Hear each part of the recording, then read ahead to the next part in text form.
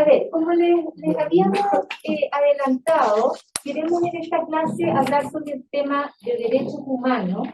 Vamos a hablar un poco de holocausto y yo les voy a explicar por qué holocausto y no por qué otro, tal vez genocidio, otra vulneración de los derechos humanos, y de ahí nos vamos a ir al caso chico. Ahora, yo sé que ustedes tienen un montón de experiencia y también de conocimiento, entonces me gustaría que fuera como bien horizontal esto, ¿no? Hoy día en la mañana hablaba con uno de mis ayudantes de un curso que está haciendo su, este año, después de haber estudiado historia, pueden capacitarse para la pedagogía, y me contaba que hay material buenísimo en el ministerio para enseñar estos temas, que yo no conozco, honestamente.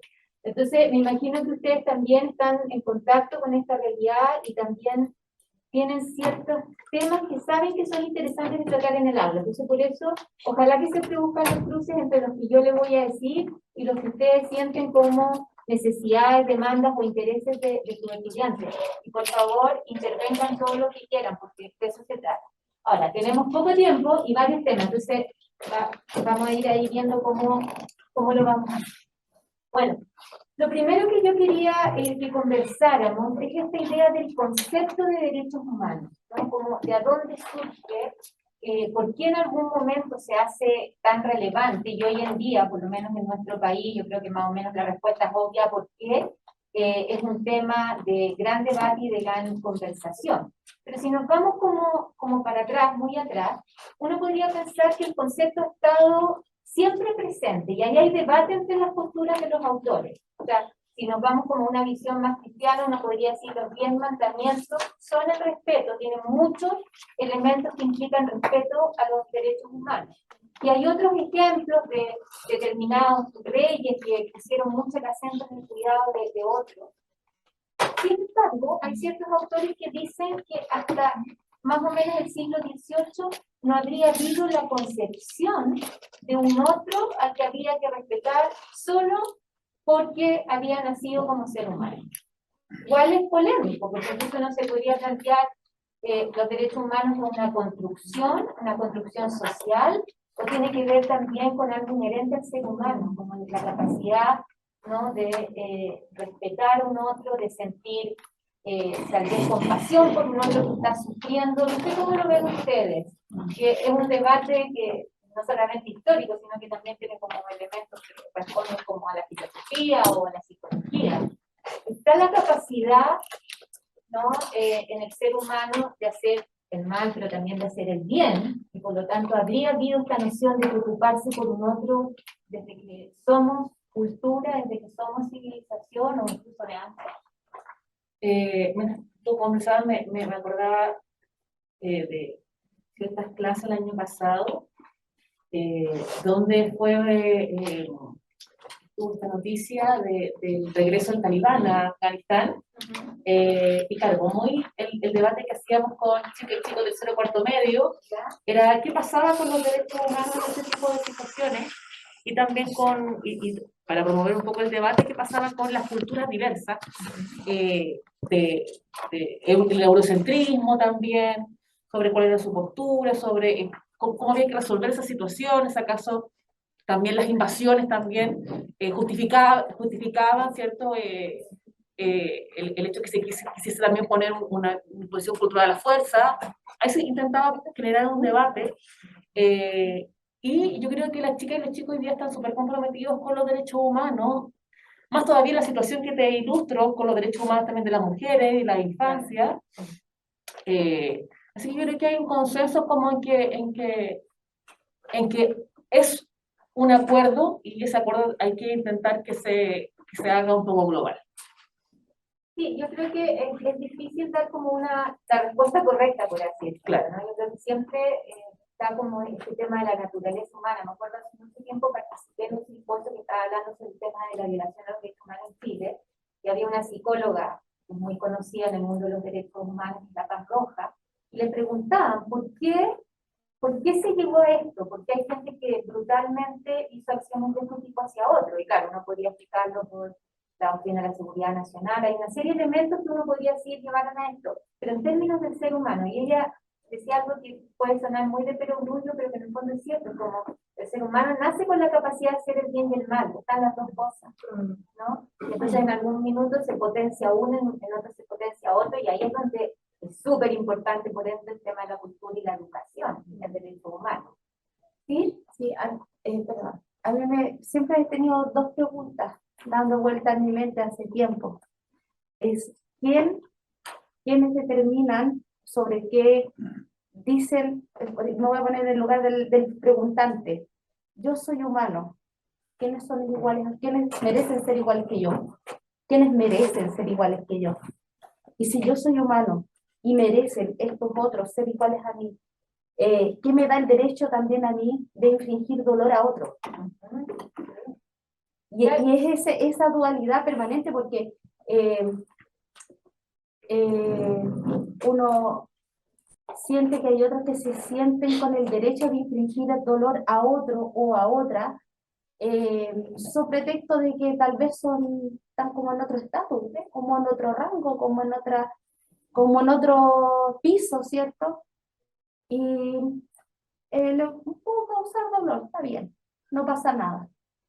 Bueno, mira, aquí lo doy la palabra, pero no quiero dejar pasar esto. Yo creo que tu pregunta está en el centro del debate de la relevancia que tienen los derechos humanos. En primer lugar, porque las declaraciones, tomándonos de la Declaración Universal del año 48, ¿no?, de las Naciones Unidas, habla de eso, de que finalmente el derecho humano lo tenemos por la condición de haber nacido seres humanos, sin importar lo que hicimos y quiénes somos. En ese sentido, el criminal más espantoso tiene también derecho humano, ¿no? Entonces, porque claro, si empezamos a relativizar, ¿quién tiene el derecho a decir quién tiene derecho y quién no? Todos los seres humanos, por el hecho de haber nacido, tenemos derecho. Pero a la vez, también, como dice el esclavo, en esto de que esa es la teoría, el principio, pero tenemos situaciones cotidianamente en nuestro país, en todo el mundo, de que hay posturas que consideran que hay otros que no tienen, tal vez, no derechos humanos, pero no los mismos, algunos, pero no todos, ¿no? Y en algunos casos ni siquiera tienen. Entonces, ese es el punto, que tiene que ver con la concepción del otro. Ya, y ahí yo, ¿por qué toco ese punto? Porque también hay el derecho humano de los pequeños, de los niños y niñas, que no son votantes. Ahí yo desgloso otra idea que tiene que ver también con el poder adquisitivo, con el concepto de ciudadanía, y entonces ahí pareciera ser que vamos adquiriendo algunos derechos por sobre otros, ¿no? Entonces, claro, como los niños no votan, no producen dinero, podrían ser menos afectos de derechos que otros, ¿cierto? Las mujeres.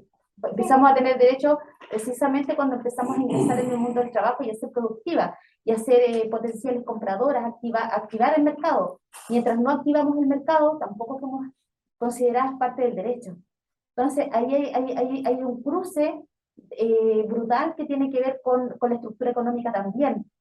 Cómo esta estructura económica de algún modo también determina quién es humano y quién no. Sí. Y bajo qué parámetros. Y eso tiene que ver con los derechos sociales y económicos. Bueno, a raíz del estallido social están sumamente vigentes, ¿no? Y se discute mucho sobre ellos. ¿Tú tenías algo que decir? Y de ahí voy a ir avanzando. Sí. Una consulta es como, los estados como que se acostumbran a esto de utilizar la violación de los derechos humanos como normalización. ¿Será real? Porque, por ejemplo, el Estado chileno, desde que existe Chile, ha violado derechos humanos, desde la pacificación de la Araucanía para conectar Chile, de los derechos humanos, todos los intentos de rebeliones que hubieron en la guerra civil, se violaron derechos humanos, pues la dictadura, para qué decir, estallido social, también se violan derechos humanos. Entonces, el Estado cada vez que necesita normalizar o ordenar la sociedad, utiliza esta herramienta que no sé si será una enfermedad del Estado, por así decirlo, caricaturizando, de la violación de los derechos humanos sistemática para poder tener el control de la situación. Sí, es súper cierto lo que tú dices, y es interesante porque no solo en Chile, sino que en el mundo, los años de las dictaduras latinoamericanas, o sea, los años 80, marcan un punto de inflexión en el concepto de derechos humanos. Incluso hay autores, hay una persona, Samuel Moyn, que dice que la Declaración Universal de los Derechos Humanos nació como letra muerta, porque producto de la Guerra Fría, etcétera, y el conflicto entre Estados Unidos y la Unión Soviética, el tema de los derechos humanos fue utilizado como una herramienta política para atacar a Estados Unidos, por ejemplo, a la URSS, pero en realidad no con un fin real de que pudieran ser respetados. Y según estos autores, en los 80, por una serie de factores, pero entre ellos el surgimiento de estas dictaduras latinoamericanas que violaron sistemáticamente los derechos humanos, el concepto comenzó a ser utilizado. Pero efectivamente antes hay miles de violaciones de los derechos humanos, y si nos fijamos solo en la historia de Chile, claro, ahora se habla mucho del genocidio de Selma, antes era algo que ni siquiera se había naturalizado, ¿no? ¿Sí? Sí. A propósito de tu pregunta inicial, a mí me recordó la doctora Cordero, cuando dice que ella, o sea, que la nana no tiene el mismo derecho de ella para ejercer el sufragio universal. Y 1492, cuando ella dice a los españoles que no eran seres humanos los que estaban acá, salvo algunos jesuitas que sí manifestaron lo contrario, y por lo tanto me atrevería a decir que ha sido una construcción, más que inherente, ha sido una construcción a través de la historia que, y a propósito de la reflexión posterior, nos hemos ido acercando a que la Declaración Universal dice que desde que nacemos, por el solo hecho de nacer, ya nacemos con derechos. Me atrevería a decir que ha sido una construcción humana. Y yo coincido mucho en el tema en Chile, en otros países también, pero ya que estamos en Chile, el tema socioeconómico ha sido un factor terrible de discriminación, ¿no? Y de, por lo tanto, pensar que hay esos otros, como decías tú, que sí, algunos derechos se les pueden violar, ¿no? Porque no son iguales que nosotros, porque por su color de piel, por sus apellidos, por sus oficios, por su forma de vestir, por donde habitan, y eso está súper enraizado, ¿no? Es parte de la historia de nuestro país, pero que existe hasta el día de hoy, ¿no? Entonces ahí hay una demanda por derechos súper interesante y habría que, como, no sé, de construir toda esa concepción del otro que requeriría mucho trabajo, mucho esfuerzo, mucha educación, pero para allá es donde hay que ir, ¿no? Una sociedad chilena súper estratificada social y racialmente, ¿no? Profesora, también tiene que ver porque usted lo vinculaba al tema religioso al principio, o sea, del año 1948 en adelante que se hace la Declaración de los Derechos Humanos por el tema de las posguerras que hubieron Primera y Segunda Guerra Mundial y de la forma atroz que murieron las personas, se le dio como relevancia. Pero anteriormente también, por ejemplo, cuando hablamos de la monarquía absoluta, que justamente coincido con la Vanessa, cuando señala que yo lo entiendo así como los privilegios que tienen algunos y no los que tienen todos. Entonces ahí también se me viene a la mente el tema del contexto histórico. Entonces el derecho humano va a variar según el contexto histórico que estemos viviendo, porque después en Chile, posterior a la declaración de los, no, antes de la declaración de los derechos humanos, pero en la Primera Guerra Mundial, cuando se da el tema de la cuestión social y las grandes matanzas que hubieron en Chile, supuestamente no se tenía conocimiento de esto. Después en 1948 supuestamente ya se adscribieron a los tratados, ¿cierto?, de derechos humanos de las Naciones Unidas, también participó Chile. Y después nuevamente volvemos, entonces también coincido con él, que es una herramienta, ¿cierto?, de carácter político para hacer presión o un arma política que tiene el Estado para violar los derechos humanos. Exactamente, y yo creo que esos eventos que tú mencionas aluden a esa idea, ¿no? De que en un minuto se comenzó a hablar de derechos humanos, pero claro, si nos remontamos al momento de la cuestión social, la matanza de Santa María de Iquique, pero muchas otras, no violaciones a los derechos humanos, ¿no? Y también uno podría decir la proscripción del Partido Comunista por la ley maldita. Sí, la ley maldita. También es una... Entonces, hay muchísimos ejemplos, y claro, siempre está como la idea de la dominación, ¿no? Y ahí, bueno, entra una discusión de quién viola los derechos humanos. Y la gran mayoría de los autores plantea que hay violación de los derechos humanos cuando lo hace el Estado. Hay ciertas teorías que dicen que también pueden violar los derechos humanos los individuos o los grupos, como por ejemplo una empresa transnacional que pone una represa y vulnera todos los derechos de los pueblos originarios, para hablar de un caso muy concreto. Pero también es un debate, y la gran mayoría plantea que solo el Estado lo hace. ¿Y por qué? Porque uno entrega el uso de la fuerza por la elección, una elección institución democrática, un gobernante, que tiene que usarla debidamente para la protección de toda su ciudadanía. Y si en el uso de esa fuerza lo que hace justamente vulnerar los derechos humanos, o sea, ¿no? Hay una desigualdad ahí manifiesta, y por lo tanto se considera que son los estados quienes lo hacen. Y eso también fue muy polémico en el contexto del estallido social, porque el argumento, había muchos argumentos que decían, pero bueno, ¿y qué pasa con los cabros que tiraron piedras, que quemaron Santiago y todo? Y también están hablando de derechos humanos. Yo soy de la postura de que es el Estado, pero lo digo porque no todos tienen, a nivel incluso teórico, piensan exactamente lo mismo. Claro, pero la violación de un derecho humano, de un derecho fundamental de una persona, como el de comer, por ejemplo. El de comer lo puede también violar una persona civil, no necesariamente el Estado.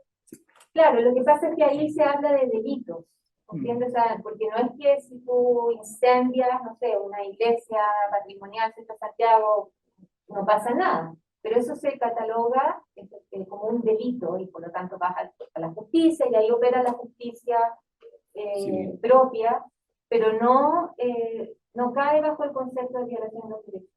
Pero Unidireccional. comer a una persona es un derecho fundamental, un derecho humano. Si yo no como, me muero. Sí, pues, pero la labor Pero- del Estado pero es ¿quién es el- garantizar Exacto. que a ti no te pase eso. ¿Quién es el Entonces, si el responsable? Estado hace la vista gorda, te está vulnerando los derechos humanos, claro, pero si el lo Estado, miramos si es como que el no Estado aplica la justicia. de forma general. Sí, pero a qué me refiero yo, a lo mejor fue malo el ejemplo del derecho a comer, pero hay otros derechos que las personas de repente que trabajan en empresas les son vulnerados, y empresas que no son necesariamente del Estado. No, pero si el Falta Estado regulación del no Estado. regula, ahí está vulnerando tus derechos como Estado, porque el Estado nosotros le entregamos ciertos deberes, ciertos atributos. Nosotros lo que señalaban el monopolio del uso de la fuerza o la organización de un Estado, si el Estado hace la vista gorda, te está violando claramente los derechos humanos, pero es el Estado, porque el Estado como garante de tus derechos humanos. Claro, y ahí en ese caso se argumenta mucho que el Estado incluso por inacción, ¿no? De no intervenir en una situación, por ejemplo, en que una empresa está violando los derechos humanos, también es responsable, ¿no? Porque ese es el mandato, esa es la misión que tendría el Estado frente a situaciones de esa naturaleza.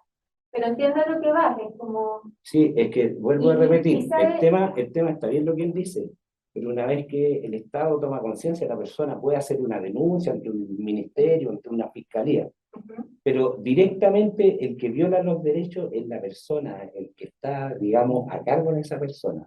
Y aparte después, claro, lógico, si uno no hace la demanda o si el Estado, uno hace la demanda y el Estado no hace nada, ahí entra a jugar el papel del Estado. Claro, pero es que, a ver, como para aclararlo, tiene que ver como con el concepto, cómo lo conceptualiza uno. Pero a mí me interesa lo que tú dices porque creo que más allá de las responsabilidades del Estado, sobre todo cuando estamos enseñando estos temas, creo que hay que extenderlo también a lo que cada uno puede hacer. A lo particular. Exacto, para respetar y promover los derechos humanos. Yo creo que eso en el aula es súper interesante porque cuando uno habla como la responsabilidad del Estado, etcétera, lo siente ajeno. O sea, yo no soy el Estado, ¿qué puedo hacer yo?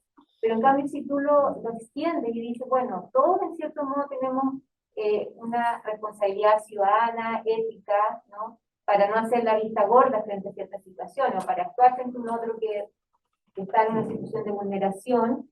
Entonces ahí el debate cambia, ¿no? La discusión cambia y te hace pensar también, En lo hace personal. pensar a todos en uno mismo. Espérame, antes, Sí, estaba pensando en cuán lejos como sociedad estamos de esos conceptos. O sea, durante la dictadura sabemos que se violaron sistemáticamente los derechos humanos, sin embargo, una parte de la sociedad o los que tienen voz les preocupó poco, hasta que se comprobó que Augusto José Ramón tenía los dineros de todas y todos los chilenos en el Banco Rix, pero cuando se degolló, cuando se quemó, como que sí, claro, como fue, que pero empezara más el tema de la corrupción para terminar de como sepultar la figura heroica de Pinochet, aunque todavía quedan algunos que lo defienden, pero claro, no tanto la violación de los derechos humanos. Eso fue A ver, hay que distinguir también cuando hay una violación de los derechos humanos en un Estado totalitario, dictatorial, y lo que es en democracia. Yo creo que eso también cambia como la apreciación que uno tiene, porque el factor miedo es un factor súper importante en un régimen como una dictadura para actuar. Y eso es algo que me gustaría que viéramos en un momento a propósito del caso del Holocausto y el caso de Chile, porque implica como ver la gran variedad de posibilidades que se tienen de actuar frente a estos temas en situaciones de totalitarismo, de dictadura o en situaciones de democracia. Hay distintos actores, generalmente uno tiende a pensar en la víctima y el perpetrador, pero como esas zonas grises de las que hablaba Primo Levi son súper importantes identificar, porque en el fondo complejizan la situación y te hacen pensar, chuta, ¿cómo sería yo? Y de hecho vamos a ver un video cortito que pone ese punto, que plantea un poco digamos, los dilemas que se producen en situaciones de violación de derechos.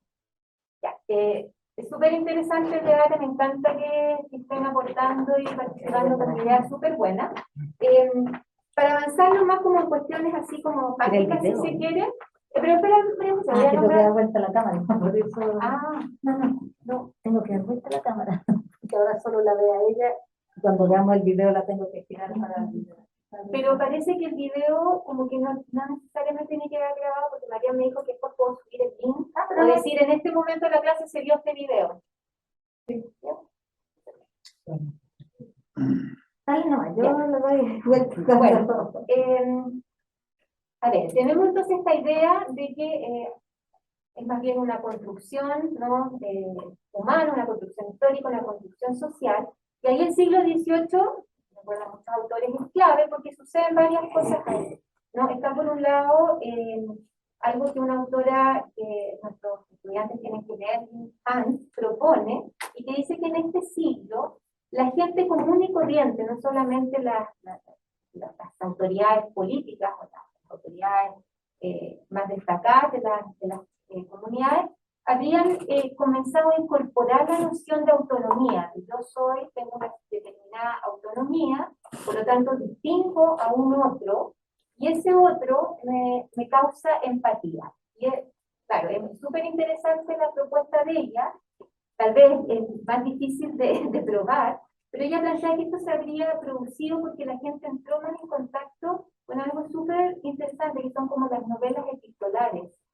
O sea, las novelas que son escritas como que cartas entre una persona y otra, y habrían ido también a exposiciones de pintura, y eso habría generado como desarrollar toda esta parte emocional que es fundamental para el interés por un otro que está sufriendo, ¿no? Que en algún minuto ve vulnerado su derecho. O sea, lo veo, primero logro distanciar, yo soy un ente autónomo, este es un otro, y todo el elemento emocional, no solo la razón, es la que entra en valorar aquello que otro puede estar pasando, dificultades, en fin, sufrimiento, vulneración de sus derechos, y por lo tanto me hace a mí reaccionar. Entonces, es una teoría súper interesante.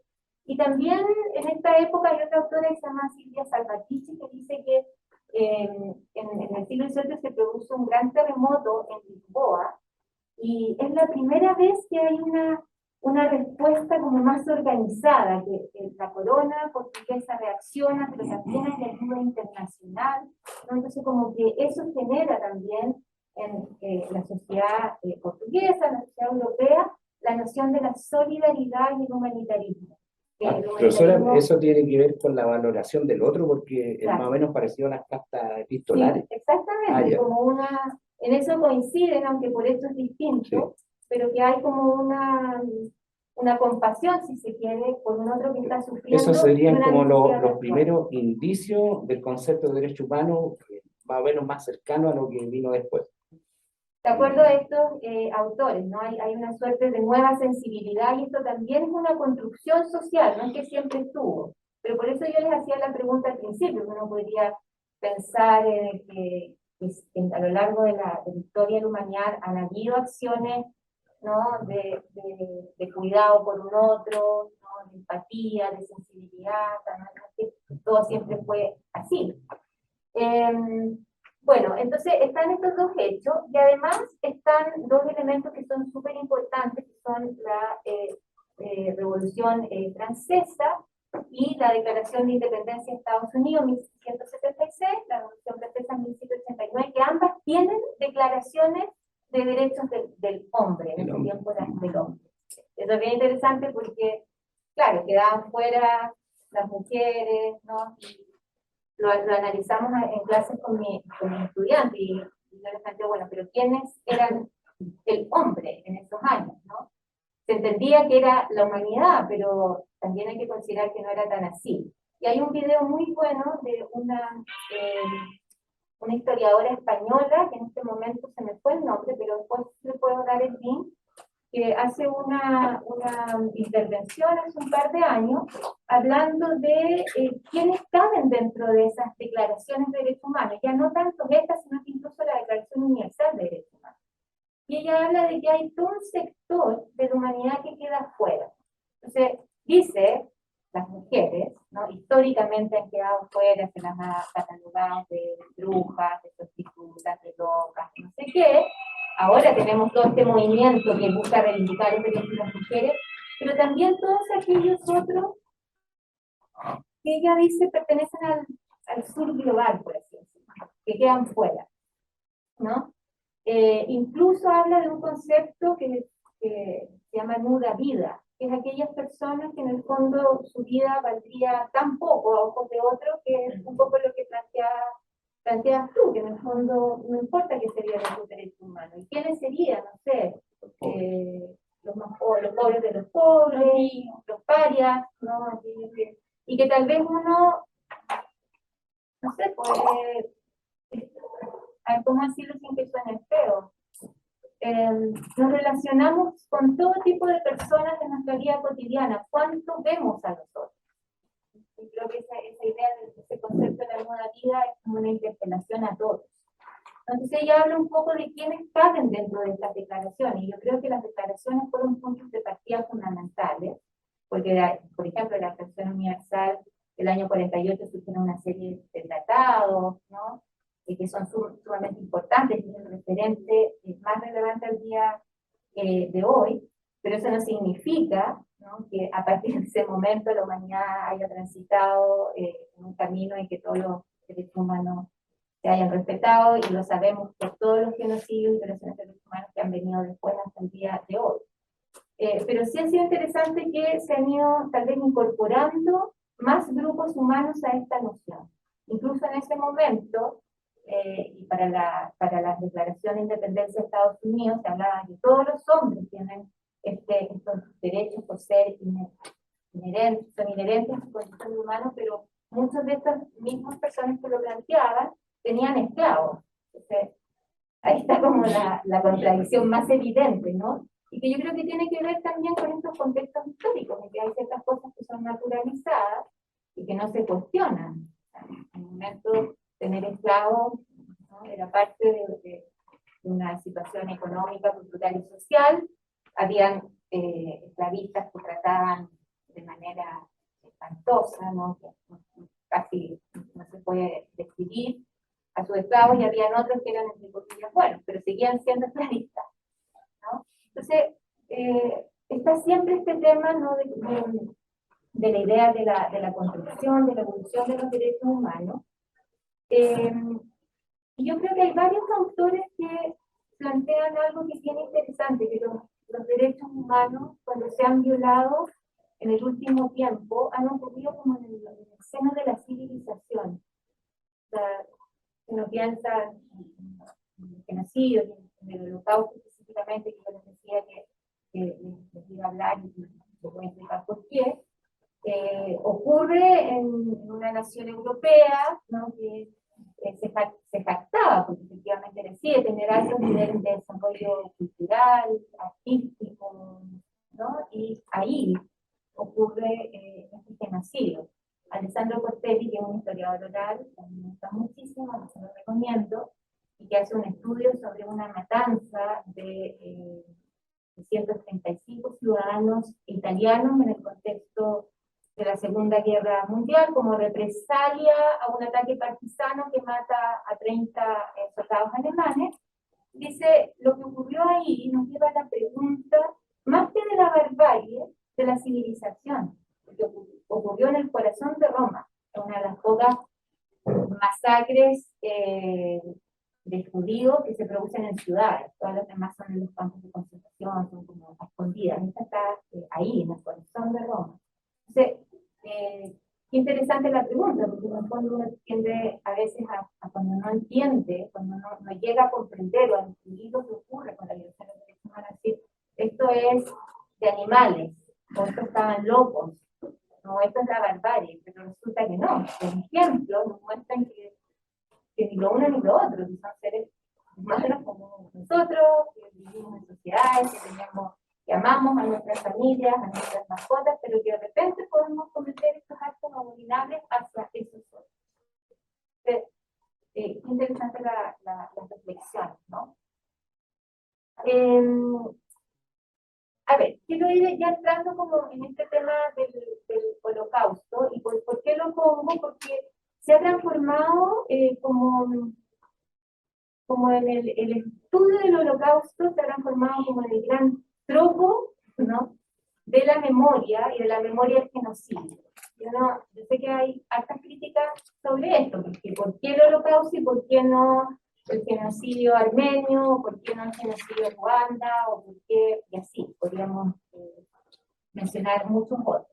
Pero tiene que ver con que produjo tal cantidad, ¿no?, de producción intelectual, artística, en novelas, en libros, en cinematografía, y que tiene que ver en parte con el poderío de los judíos. No podemos ignorar eso, sobre todo en Estados Unidos.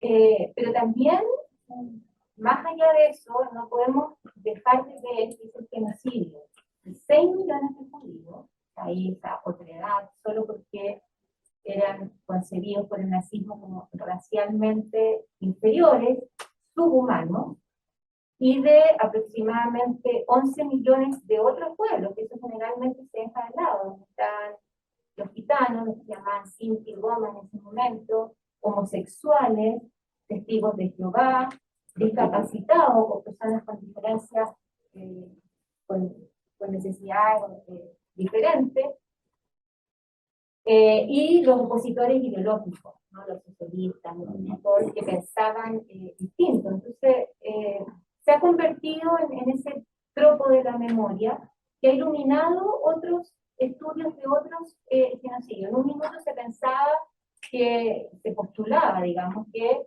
el holocausto era un evento que no podía compararse, que era único, irrepetible, que cualquier comparación era como casi un acto de sacrilegio, pero comenzaron a haber voces diciendo, momentos, no, de partida los sufrimientos no son comparables, pero sí es cierto que este es un genocidio que involucra burocracia como nunca antes había ocurrido, y que además quiere eliminar a toda una población, que son los judíos, no solo de un territorio específico, sino que del conjunto de Europa. Y eso sí que es nuevo, ¿no? Hoy en día, las últimas como reflexiones sobre el rol que tiene la memoria del holocausto plantean que es una memoria unidireccional, multidireccional, es decir, que puede iluminar otras situaciones de violación de los derechos humanos, pero estas situaciones también pueden iluminar el holocausto. O sea, no el holocausto arriba, un mega paradigma, y todos los demás casos solo como mirando hacia arriba, sino que hay cruces, ¿no? Bueno, pero más allá de todo eso, creo que es un elemento súper interesante para hacerse preguntas sobre los derechos humanos, y ahora sí les voy a mostrar un videíto que, a ver, como para contextualizar, para que entiendan de qué se trata, es como... No, pero no me agarró. No lo tienen en tu tablet. Sí, es que lo acabas de tomar, pero cuando lo entiendes, a veces tiene que ver con que hay que escribir el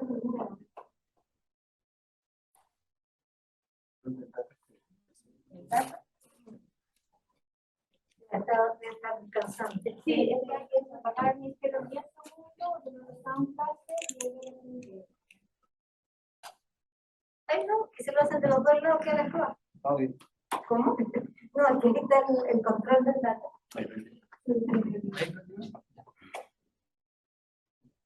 Porque la Nancy está apagado. Que nosotros tenemos. No, te digo, este es el del aire acondicionado. Estaba apagado. El data estaba apagado. Ah, No, que se veía. Estaba en rojo. Ahora está en rojo. Ah, de cuando descansa mucho ya, rato pero ahí se apaga. ahí está volviendo la Ahí luz. está volviendo. No, eso sí. Ahí llegó. Junto con el data. Uy, ya son ya. Bueno, a ver, les explico de qué se trata. Este es un museo, se llama Museo de la Resistencia, que queda en Holanda. Y este es un video como promocional del museo. Pero, ¿por qué se lo muestro? Porque para mí ese museo es uno de los museos más interesantes que tratan el tema del Holocausto, porque pone dilemas. Y eso es lo que yo creo que es algo súper interesante llevar al aula. No dice como esto fue así y te lo muestra, sino que el recorrido del museo tiene como distintas opciones de acuerdo a las preguntas. Y vamos a ver cuáles son las preguntas que el museo expone y lo hace a través de casos concretos también. Ya, entonces, vamos a ver que esto se ve bien. Un poquito ahí. Ahí.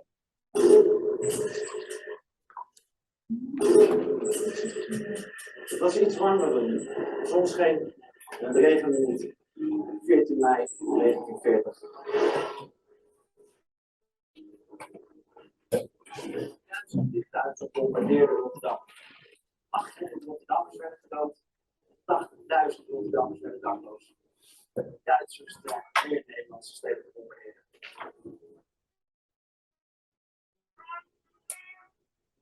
Mijn taak is strijd. Dat is nu de vraag. Doorvechten of overgeven? Maar het besloten tot overgaan. Om te voorkomen dat nog meer weerloze burgers het slachtoffer zouden worden. De Duitsers gaan nu de baas in Nederland.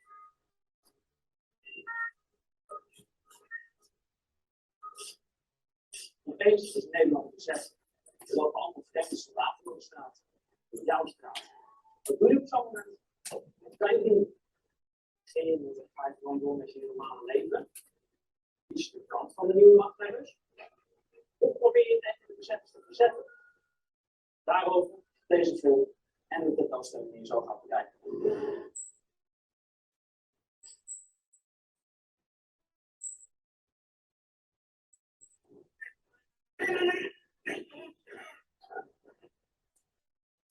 De Duitse bezetters waren nazi's, oftewel nationaal-socialisten. In het nationaal-socialisme was er geen vrijheid en democratie. Eén man, Adolf Hitler, was de leider, de rest moest gehoorzamen.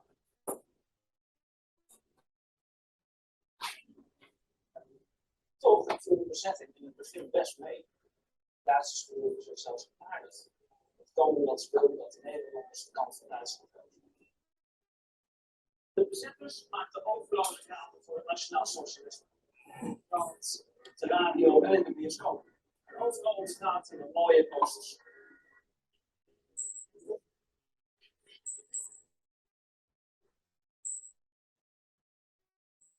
Dit is een jongen, laten we dit doen.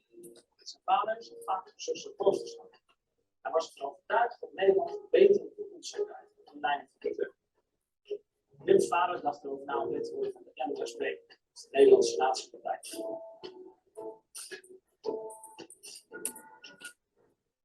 Twee organiseerde de grootste bijeenkomsten voor zowel volwassenen als voor de jeugd. En de Duitsers gaven belangrijke functies weg aan NSB'ers. Maar lidmaatschap van de NSB ook nadelen. Veel Nederlanders vonden dat de NSB'ers landverraders waren. Ze werden met hun nek aangekeken. De NSB-kinderen werden verpest. Maar Wim's vader was gewoon toch lid te worden. Dit is een mooie uniform van de jeugd.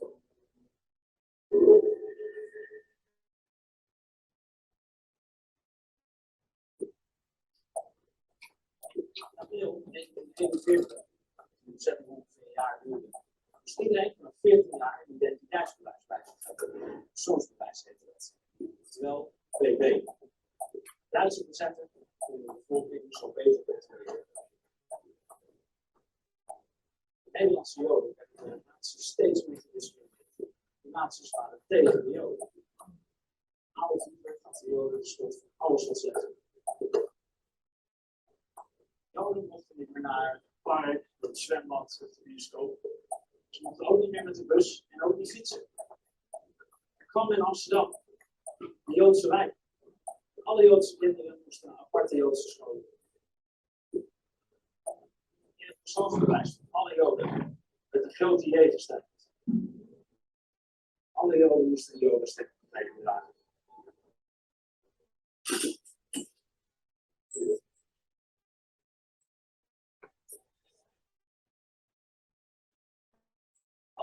Niet-Joodse Nederlanders. Dus merkten dat het voor de Joden steeds moeilijker werd. Dus bijvoorbeeld, de dood van een Nederlandse vrouw. Want toevallig in de buurt waar veel Joden wonen. Dat waren in 1942. Truus met haar neefjes Jan en Bert naar Dirk naartoe. Jan en Bert spelen buiten met het Joodse buurmeisje van Truus, Anneke. De tijd is om te gaan vragen ze aan de Truus gewoon ook mee mag naar de school. Truus, weet je, dit bordje bij de ingang hangt. Wat moet ze nu doen? Gewoon Anneke meenemen, ondanks dat ze Joods is. Wat gebeurt er als de Duitsers erachter komen? Dus besluit gewoon te gaan. Dan maar zonder Anneke. Ze hebben een hele leuke middag.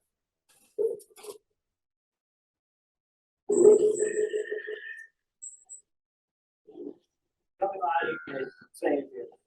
Hitler gaf aan een groep belangrijke naties de opdracht om te bedenken hoe ze het Jodenprobleem, zoals zij dat noemden, moesten oplossen. Hij bedacht ze een oplossing.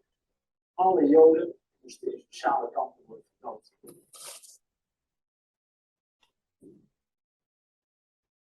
Nederland kreeg Joden een oproeping in de bus. Een brief waarin stond dat ze zich moeten melden, zogenaamd om te gaan werken in Duitsland. Sommigen trouwden niet en lopen onder, maar anderen melden zich. Ze hoopten dat het mee zou vallen en ze konden geen onderduik over vinden.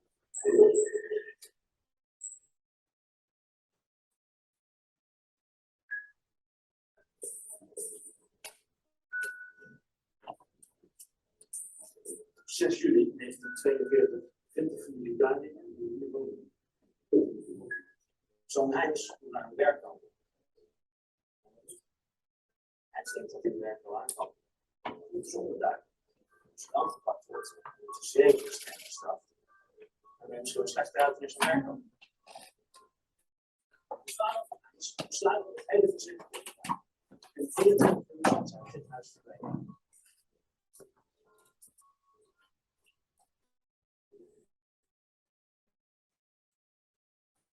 April 1943. De Duitse bezetters wilden dat honderdduizenden Nederlandse in fabrieken gingen werken in Duitsland.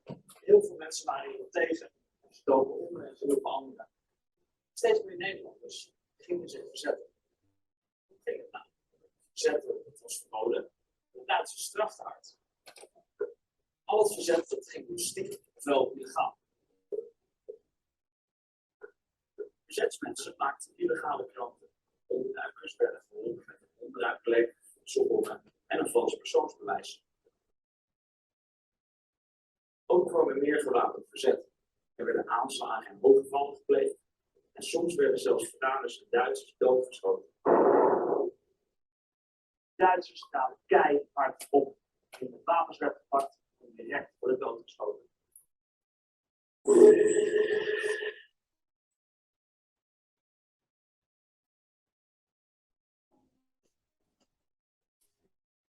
Van de Verenigde Staten. Op 10 juni 1944 raakten deze twee meiden hun vader kwijt. Gerrit werd in de duinen door de Duitsers doodgeschoten. Die verzetsmensen zijn gevangenis in Amsterdam binnengenomen om een paar verzetsvrienden te bevrijden. Die gevangenis stond voor hier. Aan de waken.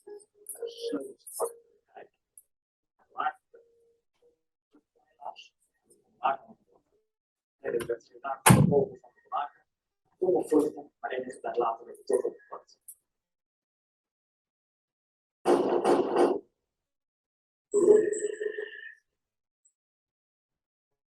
Juni 1944. De geallieerde soldaten, de Engelsen en de Amerikanen, vallen Frankrijk binnen om de rest van Europa te komen bevrijden. Na 3 maanden vechten is het zuiden van Nederland bevrijd. noorden van de Rijn blijven de Duitsers nog lang de baas. Hier begint de verschrikkelijke ondergang. Alle grote steden in het westen van Nederland vallen meer dan 20.000 doden door de honger en de kou. Zet bereiden zich voor om mee te gaan vechten met de bevrijders. 5 mei 1945. Na 2 maanden van zware gevechten geven de Duitsers over Nederland is bevrijd. Sommige mensen hadden zich tegen de Duitsers gezet, dus Gerrit van der Veen. Dus, zoals de meeste mensen niet zo goed, heeft zo gewoon mogelijk doorgeleefd. Andere mensen hadden de kant van de Duitsers gekozen, zoals Wim's vader. En hij heeft een gevangenisstraf gehad. Het bleek dat de Joden in de Duitse kampen bijna allemaal waren vermoord. Zijn Geiringen was ondergedoken, maar zijn schuilplaats werd verraden en hij moest naar een kamp. Hij zou niet meer terugkeren, want ook hij werd vermoord. Voorstelling die je zo gaat bekijken, zul je deze en andere mensen tegenkomen die allemaal voor dezelfde vraag hebben gestaan. Aanpassen, meedoen of verzetten. En jij gaat uitzoeken wat ze hebben gedaan en vooral waarom.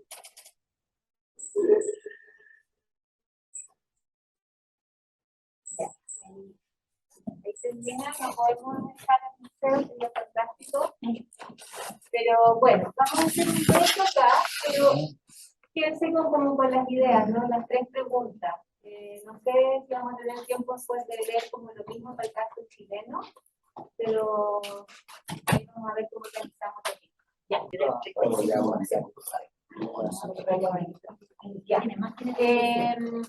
sí. Antes que nada, quiero que mi colega se presente, que se acaba de incorporar. Yo me voy a poner en pie. Yo soy Stefan Ruderer, yo soy profesor de historia también aquí en el instituto. Soy alemán, como pueden escuchar, no soy chileno. Tienen que aguantar mi acento ahora, pido disculpas y les pido disculpas también por llegar a esta hora. Tuve clases hasta las 5 y no pudimos cambiar la hora. Me voy a incorporar. Mi idea, yo he trabajado mucho sobre las políticas del pasado y de memoria en Chile sobre todo. Entonces hice en Argentina, Uruguay un poco. Entonces cuando termine el análisis, mi idea es hablarles un poco sobre qué se hizo para tratar ese pasado traumático, sobre todo en los países aquí, en Chile, Argentina, Uruguay, pero también un poco tomando el ejemplo alemán porque es el ejemplo, digamos, más importante. Eso, así que ojalá que podamos discutir y todo eso, pero dejo con Nancy para terminar ese tema primero. Y teníamos planeado un ejercicio, pero dado que no vamos a alcanzar, lo vamos a dejar para que lo hagan así como tarea para la casa, si es que tienen tiempo, ¿ya? Así que para poder aprovechar más de debatir. Sí, yo puedo, Stefan. Tampoco puedo quedarme mucho más. Yo no tengo que ahí vamos. Bueno, pero retomándolo, me interesa como escuchar sus opiniones de este pequeño video que habla sobre la exposición del museo. Como yo les decía, se plantea más en base a preguntas. Lo que hace es como ponerte como en la situación que estaban, ¿no?, los habitantes una vez que se produjo en Holanda, una vez que se produjo la invasión de los alemanes, la invasión nazi. Entonces, yo lo encuentro muy interesante porque en el fondo uno tiende con la lejanía a decir, bueno, qué maravilla que hubo resistencia, qué heroico, gracias a la resistencia se pudo combatir en parte el poderío nazi, pero pucha, ponías en riesgo tu vida y la de tu familia, o sea, ¿no? Por otro lado, la gente que colaboró abiertamente, tal vez buscando como un ascenso personal, no necesariamente podría haber sido por la ideología, no queda claro ahí, cómo afectaba eso a los niños, y el caso que yo creo que es muy de la vida cotidiana, esta vecina que los niñitos eran amigos de los judíos y dicen, quitémosle, y ella, y al final no lo hace, ¿no? Que son como que podría, si lo hubiese invitado habría sido como una micro resistencia, una cosa así, ¿no? Pero igual importante. Pero también, más allá del juicio, yo digo, son cuestiones que a todos nos pueden pasar y qué es lo que podemos aprender de eso. No sé qué comentarios tienen ustedes. Siento que es exactamente lo mismo que pasó acá. Es lo mismo, o sea, Acá también, acá o te unías, o resistías, o tenías como era la triada, Adaptarse. te adaptas, O claro, colaborabas. te adaptas, claro. Y aquí, si yo tomo ese ejemplo y lo pongo aquí, era lo mismo, era lo mismo. Es más, yo creo que acá hay dos generaciones. La generación de mis padres, que le tocó eso, y ahora la generación de mi hija, que le tocó lo mismo. Yo tengo una hija de 21 años y le tocó exactamente lo mismo, con la facilidad de las cosas tecnológicas. Y a mis papás les tocó lo mismo en su tiempo. Entonces, y también las historias familiares se repiten porque si uno le pone nombre y apellido también local acá a esto, también se vuelven a repetir los patrones de conducta.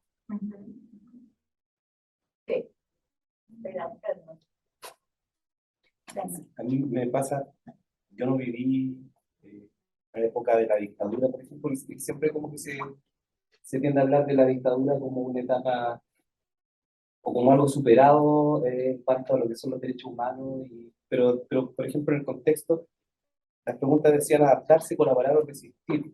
Por lo general, la resistencia siempre son los menos en todo contexto.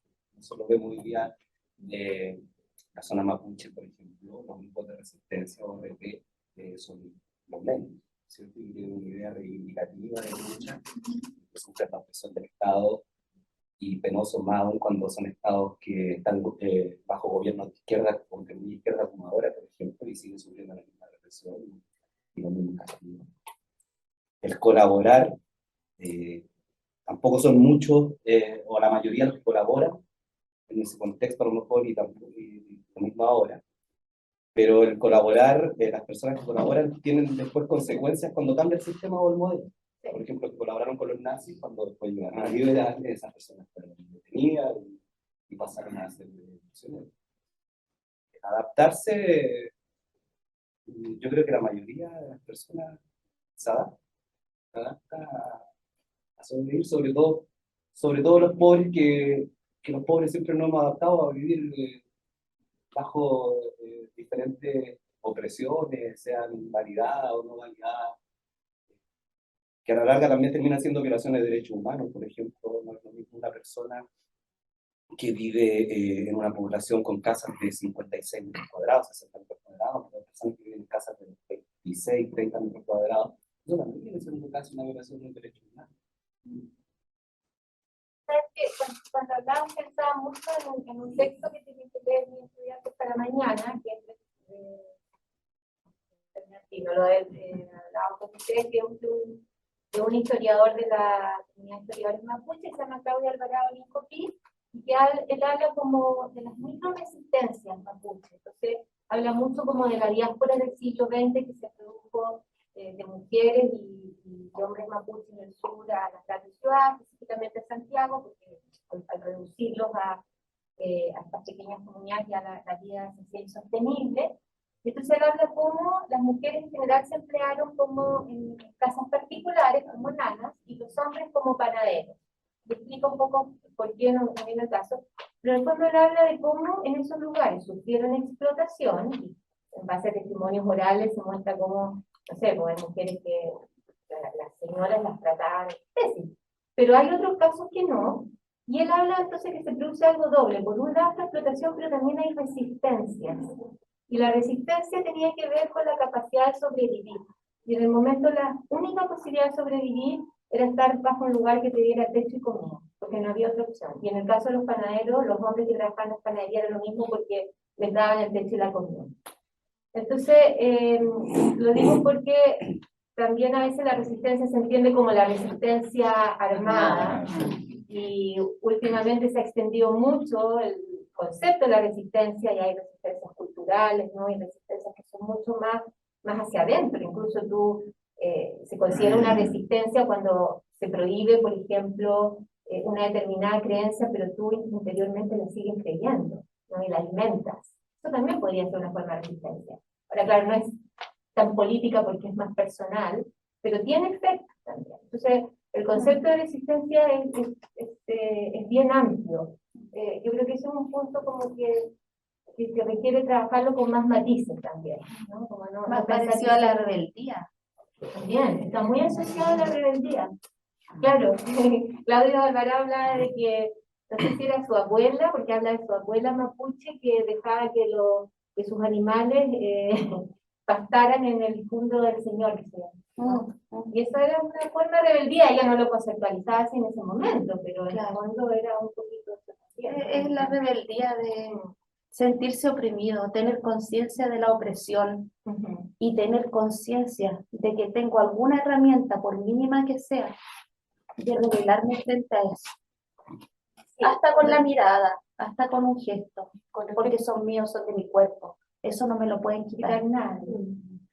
Con respecto a eso, bueno, se entiende la rebeldía, es un acto de valentía también, y la adaptación, porque el ser humano tiene la capacidad de adaptarse a toda situación y medio, y una forma de sobrevivir, que es la factor como de defensa que tiene el ser humano para adaptarse y sobrevivir a cualquier situación.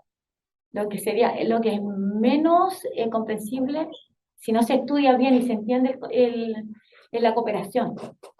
Porque yo creo que había mucho que lo que pasaba también cuando estaba la cacería de brujas y toda la Edad Media, es como me cae mal, tengo la forma ahora de deshacerme de esta persona. Entonces la acusación, la persecución entre los mismos compatriotas es como bien complicado eso. Pero cada uno tiene sus razones más o menos, no sé, entendibles. Pero lo que a mí me complica bastante y que pasa ahora, que está generándose ahora, yo creo que también eso depende también de la ignorancia. La ignorancia y la capacidad de comprender las situaciones, la capacidad de ser manipulado por los otros. Hasta el día de hoy, yo he hablado con personas que no dicen el jefe, dicen el patrón. Entonces tienen ese concepto. Nosotros conocemos muy de cerca, patrón. Gente educada, porque yo lo entiendo de gente que no tiene educación, hasta gente educada que dice el patrón. No, es que tú no puedes decir eso, no puedes como confrontarte a la situación porque el patrón lo dijo, entonces tú tienes que hacerle caso. Gracias al patrón tú tienes trabajo, entonces casi bésale los pies. Profesor entre nosotros. Pero ¿sabes lo que a mí me complica todo lo demás? El negacionismo que está surgiendo últimamente. Porque hay gente que dice, no, si lo de la dictadura es una mentira, eso es un invento de los comunistas para justificar todo lo que viene ahora. Y también el negacionismo también pasa con el holocausto, ¿no? Eso no existió. Sí. Mira, ya que súper cortito, Sí. después podemos quedarnos y hablar. Claro, aquí igual siento yo que se da una lógica entre el adaptarse, colaborar, resistir. Igual hay una lógica bien individualista. Que querámoslo o no, el adaptarse es sobrevivir. Y siempre ponen en juego tu familia. Y yo en este instante yo me adapto porque tengo una hija. Pero igual es una lógica individualista. Yo creo que hay un video que siempre como que la gente en las redes sociales le causa emoción, que era de la serie Los 80, cuando el papá le pega la cachetada al hijo que era militar y pone acá no hay comunista ni derechista. Uno, claro, le causa emoción porque yo me imagino que mi papá pensaba así. Entonces uno trae recuerdos, pero se ha romantizado esa visión, esa escena, pero lo que no está bien. Porque finalmente uno, según una lógica colectiva, lo lógico es resistir. Lo lógico es resistir. No hay cabida para la adaptación, menos para la colaboración. La colaboración, claramente hay una lógica individualista que uno dice es individualismo, pero el adaptarse también es lógica individualista. Y ahí en el adaptarse juega mucho el concepto de familia, la lógica familiar, porque hasta es mal mirado, oye, pero ¿cómo estoy resistiendo y tu hijo lo vaya a dejar solo? Pero igual es individualismo, en términos generales. Individualismo. ¿Y quién es más humano? ¿Ah? ¿Y quién es más humano? Es que es una discusión, pues. Ojo, yo decido adaptarme porque tengo una hija, pero si entramos en la lógica que es más humano, yo creo que lo más humano es lo colectivo. Pero Es que pero hay una discusión que no vamos a encontrar, nunca vamos a llegar a un punto. mira, es cortito, es que con respecto a lo que él dice, es como más allá de individualismo, ¿no? Yo lo que veo más es el miedo. Siento que todo funciona ahí por la lógica del miedo, y yo cuando usted habló de la mujer, me sentí muy representada porque yo hubiera hecho exactamente lo mismo tal vez. Es fuerte pensarlo, pero yo también, como él dijo, tengo hijos y tengo familia, por lo tanto, la pienso 2 veces. Me hubiera encantado, pero no sé si ahora que soy mamá, a lo mejor hace, no sé, 10 años atrás, lo hubiera hecho o hubiera pensado de otra forma, con más valentía, tal vez resistiendo, pero ahora uno piensa desde otra vereda. Sí. Por eso descansamos nuestros estudiantes secundarios para que hagan la revolución. Es decir, ojalá que salgan los estudiantes para que hagan la pega por nosotros. A ver, pero mira, ya para cerrar, Yo quería solo decir una palabra, una sola cosa. 6 millones de judíos. Y hoy día, Palestina. Eso. Ya, es que ahí entra una discusión súper interesante que no vamos a tener mucho tiempo de dar, pero que tiene que ver con los usos políticos del holocausto que se han hecho. Pero yo siempre, solo para decirlo como en 2 palabras, hay que lograr separar el evento histórico del genocidio que tuvo su fin en un momento determinado y los usos posteriores políticos. Son 2 cosas distintas. Porque a veces me ha pasado incluso que los estudiantes dicen, no me hables del holocausto por lo que están haciendo los judíos hoy a los palestinos. Son 2 cosas distintas. Sí hay usos políticos, manipulaciones de la memoria del holocausto para fines políticos, eso es otra cosa. Yo creo que es importante distinguir. Ya, yo creo que es un debate súper interesante, de lo colectivo y lo individual, y yo creo que hay circunstancias en que es más difícil lo colectivo, que solo queda lo individual, pero creo que es una discusión súper interesante. Ya. Sí, no, y me da la posibilidad como de empezar yo con eso, porque lo que yo pensaba ahora viendo este video, y lo que tú discutes aquí también, obviamente hay un tema moral ahí. Porque claro, a todos nos hubiera gustado ser el que decide, eso es importante, todos queremos hacer eso, porque eso es lo bueno. Y lo otro no, y lo que vamos a ver ahora, lo que quiero mostrarles, es como sacar ese factor moral un poco del tema, y ver cómo se usan esos pasados, cómo se hizo en realidad, en la política, qué se hizo por los gobiernos, más bien qué condiciones políticas hay para trabajar un pasado traumático de la dictadura y dónde entra la moral ahí, o entra ahí o no, ¿ya? Porque es un debate obviamente, porque todas esas preguntas parecidas podemos hacernos ahora también, ¿ya? Después de la dictadura. ¿Qué hacemos? ¿Olvidémonos de todo? Ya, empezamos de nuevo, de cero, no queremos saber nada más de eso, porque eso es mejor, porque el otro va a hacer, unos van a querer venganza, los otros vamos a hacer tener heridas que dejamos abiertas, ¿no? Mejor olvidar, o tenemos que sacar todo a la luz. ¿Qué hay que hacer para eso? ¿Cómo lo reconciliamos? ¿Ya? ¿Tiene que pedir a alguien perdón? ¿O lo perdono yo así nomás? ¿Ya? Todas estas son también preguntas que tienen una cuestión moral, también, pero obviamente también tenemos que solucionar a nivel de sociedad, ¿ya? Y que tienen que solucionar los gobiernos también desde arriba de alguna manera. ¿Qué hacemos con todo ese pasado a nivel gobierno, ahora que somos una democracia de nuevo? ¿Hacemos algo con el pasado o no? ¿Ya? Y eso me gustaría mostrarles un poco eso muy brevemente, muy superficialmente, qué pasó en Alemania, Argentina, Uruguay, para después, si tenemos tiempo, hablar también un poco más sobre el caso chileno, para que lleguemos a algunos elementos que justamente facilitaron o influyeron en esas políticas, en lo que se hizo y no.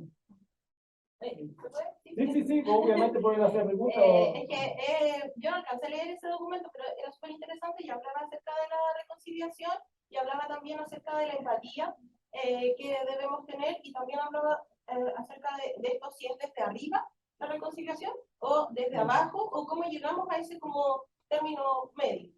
Claro, de hecho el texto que le decimos, no sé si la alcanzaron a leer, a mí lo que me gusta de ese texto, que encuentro muy interesante, es que abre todo el panorama. ¿Ya? Porque uno piensa, ya que hay que hacer, bueno, ahí hay unas víctimas, la familia, hay que hacer algo con él. Pero después, hay que hacer algo con los victimarios. Hay que hacer con la gente que está al lado, ¿ya? Que los que quizás se adaptaron. ¿Qué hacemos con ellos? Además influye el contexto internacional. ¿Ya? Lo que pasa en Alemania quizás influye en Chile, lo que pasa en Argentina influye y al revés. Y todas esas cosas, digamos, ese texto como nos muestra todo eso lo que existía. Y eso me parece muy interesante. Y en ese sentido, digamos, lo que es la política en el pasado, en el fondo, yo diría, o yo lo defino ahora como las medidas oficiales, que desde el Estado, después de las dictaduras, se llevan a cabo para tratar ese pasado dramático de la dictadura, ¿ya? Y los crímenes. Ahí hay varios ámbitos, y eso muestra el texto también, la verdad. ¿Ya? Necesitamos de alguna manera reconocer lo que pasó, primero. Después la justicia, ¿ya? ¿Qué hacemos con esos crímenes? ¿Ya? Hay que llevar a tribunales los victimarios o no. Hay reparaciones, ¿ya? ¿Qué hacemos con las víctimas? ¿Les pagamos algo, por ejemplo? ¿Van a aceptar eso o no? Yo tengo una pregunta, ¿qué es el silencio comunicativo? O sea, no se habla del Y tema. ya voy a explicar todo eso al tío. Ya. De ahí les voy a, porque ese es como el hecho, y ahí lo que quiero decir es como, todos esos ámbitos, digamos, son ámbitos que donde el Estado, como yo como gobierno, tengo que posicionarme de alguna manera. Ya también a nivel simbólico, a nivel de discurso público. ¿Pongo un monumento o no? ¿No? ¿A qué? ¿A Jaime Guzmán? ¿O a Salvador Allende? ¿O a ambos? ¿Ya? Que lo que pasó en Chile es un trueque. ¿Ya? No sé si saben, pero si la izquierda se aseguró los votos para el monumento a Allende, aceptando que van a votar a favor del monumento a Jaime Guzmán. ¿Ya? Por eso tenemos ambos, de hecho. ¿Ya? Y eso no tiene que ver con la moral, tiene que ver con condiciones políticas. ¿Ya? Y lo mismo en el fondo pasó en Alemania, que es el caso ejemplar de eso. ¿Qué pasa en Alemania? Aquí sale muy superficialmente, muy rápido. Alemania es un país que perdió la guerra ocupado, entonces lo que pasa primero, estamos en el ámbito de la justicia, están los juicios de Nuremberg. Todos lo han escuchado seguramente, empieza lo de la crimen de lesa humanidad, se enjuicia a los jerarcas nazis, le da la pena de muerte a varios, a otros no. Y con eso, en el fondo, lo interesante con eso es que, por un lado, el Estado dice, ya hemos hecho algo con eso, y después casi se olvida de eso. ¿Ya? Y durante casi 20 años en Alemania, no pasa casi nada más tratando el pasado de los nazis, y a eso se refiere el silencio comunicativo. No se hablaba a nivel público del pasado. Y sí es muy interesante lo que dice Nancy, hay estudios, encuestas que en la población, mucha gente creía que Hitler no era nada. En los años 50 todavía, en los 60 todavía, pero sabían que no se podía decir eso. ¿Ya? Que es una diferencia muy grande con Chile, por ejemplo. ¿Ya? Eso es esa es la parte comunicativa en el fondo. No se hablaba, pero todos sabían que era malo. ¿Ya? ¿Por qué? Porque era un país ocupado y que venía una reunificación y porque los aliados nos decían. Claramente eso era malo. ¿Ya? Pero lo que pasa en los primeros 20 años es que al revés se reintegran los nazis. Porque el Estado se da cuenta, otro tema, necesitaba esa gente en la burocracia. ¿Cómo va a funcionar el Estado si echamos todos los que colaboran con los nazis? Tendríamos que haber echado casi todos. Pero ya no funciona. Entonces se reintegra, se les paga las pensiones por años trabajados durante la época nazi, toda esa cosa pasa. Y nada más, un poco más, hasta que el tema surge a casi 20 años después, porque hay unos jóvenes ponen la suástica en unas sinagogas, porque en los de Israel capturan a Eichmann en Argentina al principio de los años 60 y hay un escándalo en los medios, hay un juicio allá. Entonces en Alemania también empiezan desde tiempo esas cosas juicios en los años 60, 20 años después del fin de la guerra. Y esos juicios llevan a que el tema vuelva a ser público en la conciencia de los alemanes y que vuelvan a darse cuenta, hubo holocausto. Porque durante esos 20 años las víctimas eran los alemanes. Los males eran Hitler y todos esos jerarcas que se condenaban en Nuremberg. Esto era normal, vamos. Pero se cogieron como población. Los alemanes creían todos que éramos víctimas. Y después de 20 años recién se dan cuenta, que variadamente había ahí 6 millones de judíos. Han muerto por nosotros, los alemanes. Y eso recién en esos años se esfuerza mucho en el 79 con una serie de televisión estadounidense, hollywoodense, que está hecho así, con un melodrama y todo eso, que se llama Holocausto, y que se da en la tele en Alemania, y donde todos los alemanes la ven, es un éxito total. Claro, Meryl Streep, pues y todos los alemanes, y después llaman a la tele, entonces, no puede ser, ¿cómo es eso? Y ahí se dan cuenta que el Holocausto es un tema muy importante y que hay que integrarlo en la memoria oficial del país. Y cuando se integra, en el fondo se integra en el 85, eso es lo que sale ahí. 40 años después del fin de la guerra, el presidente de Alemania dice, el día del fin de la guerra no es una derrota, sino una liberación. ¿Ya? Y ahí cambia el discurso oficial, súper importante. ¿Ya? ¿Cómo yo, como Estado, interpreto esos pasados? ¿Ya? Fuimos derrotados por enemigos en la guerra, o en realidad nos liberaron de un régimen horrible, de una dictadura. ¿Ya? En Chile, ¿cumplieron su misión los militares? ¿O nos desistimos a través de un plebiscito en una dictadura? ¿Ya? Porque la dictadura de Pinochet entrega órdenes de misión cumplido en el año 89-90. Y ese es el discurso oficial. Salvamos a Chile del comunismo, cumplimos la misión. ¿Ya? Y ese discurso hay que hacer algo con eso. Y hay hasta, disculpa, hay hasta piollas que le entregan a los mismos soldados, a los carabineros, a las fuerzas aéreas. Eso se hacía mucho. Justamente se llama de misión cumplida. Exactamente. Había una que se llamaba así, sí. Exactamente, que se entregaba mucho, y eso era el discurso oficial. Entonces, ¿qué hacemos con eso? Y anterior a eso, también yo te digo, mis papás eran de las Fuerzas Armadas. Eran los dos, mi mamá y mi papá, los dos eran carabineros. Entonces, los dos tenían esa piocha del 11 de septiembre del 73, y después la de misión cumplida que la dieron en junio o julio del año 1989. Claro, ¿no? Bueno, ustedes todos conocen la moneda, sí. De pesos, que es la liberación, el 11 de septiembre es la liberación. ¿Ya? Y eso existe. Eso es una medida oficial simbólica que quiere decir mucho sobre el pasado. ¿Ya? Claramente. Uno puede obviamente trabajar con eso. Bueno, muy corto, claro. En Alemania, ¿por qué es el supuesto campeón del mundo en eso de tratar el pasado? Porque recién en esos años, en el año 90, pues empezamos a dar cuenta, y ahora obviamente simbolizamos nuestro tratamiento del pasado en el monumento al Holocausto, desde el año 95, está en la capital, ¿ya? La plaza central es como en la plaza de armas, que es un monumento a los desaparecidos, ¿ya? Algo así. Eso existe en Alemania, y ahí decimos, integramos esa historia traumática en nuestra memoria oficial. ¿Por qué? Porque queremos que nunca más pase. Y eso obviamente es súper importante. Claro, aquí ese es el monumento, no sé si alguien no conoce, tiene impresionante, tiene un centro de memoria también. El Museo de la Memoria. Claro. Es más o menos como lo que hizo en el Patio 29. ¿Están todos los nombres de los que encontraron? Ahí en esos bloques no hay nombres. Y es un poco distinto porque, claro, el Patio 29 es un lugar no muy céntrico.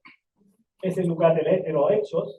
Y ahí están esos cruces que existen desde el año de las dictaduras, con NN, algunos con nombres y otros no, y que recién después del escándalo del año 2006, cuando se dieron cuenta que habían estado mal a todas esas víctimas, ahí recién se dieron cuenta y hicieron ese monumento.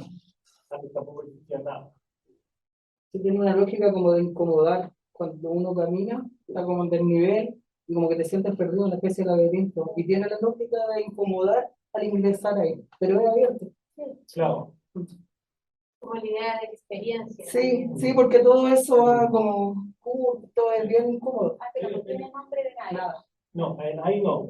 Pero hay un centro de memoria abajo donde tú puedes ir y ahí veas unos destinos individuales, los nombres y todo eso. Y hay un mega museo que se llama Topografía del Terror, y ahí está todo. Sí. Y hay un museo judío muy interesante también.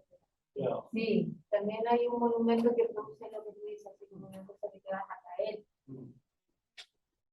Bueno, a lo que voy con esto, en el fondo, claro, hoy día tenemos partido de extrema derecha de nuevo, ¿no? Muy fuerte que tratan de cambiar ese discurso. Entonces, en el fondo, esto es un tema que no se puede terminar, que no se va a terminar. Que siempre hay que trabajar. Eso también es importante aprender, digamos, quizás desde eso. Y aquí voy con esto, que vemos que mucho de esa cosa, cómo funciona esa política del pasado, tiene que ver con las condiciones políticas. En Alemania, en el fondo, tenemos una transición impuesta. Era un país derrotado, ocupado por aliados. Nadie preguntaba si los alemanes queríamos hacer algo. Nos decían. Los aliados nos decían, aquí hay que hacer educación. Nos pasaban por los campos, yo digo, no, pasaban a la gente por los campos de concentración, decían, en los colegios tienen que pasar eso. Entonces venía desde afuera.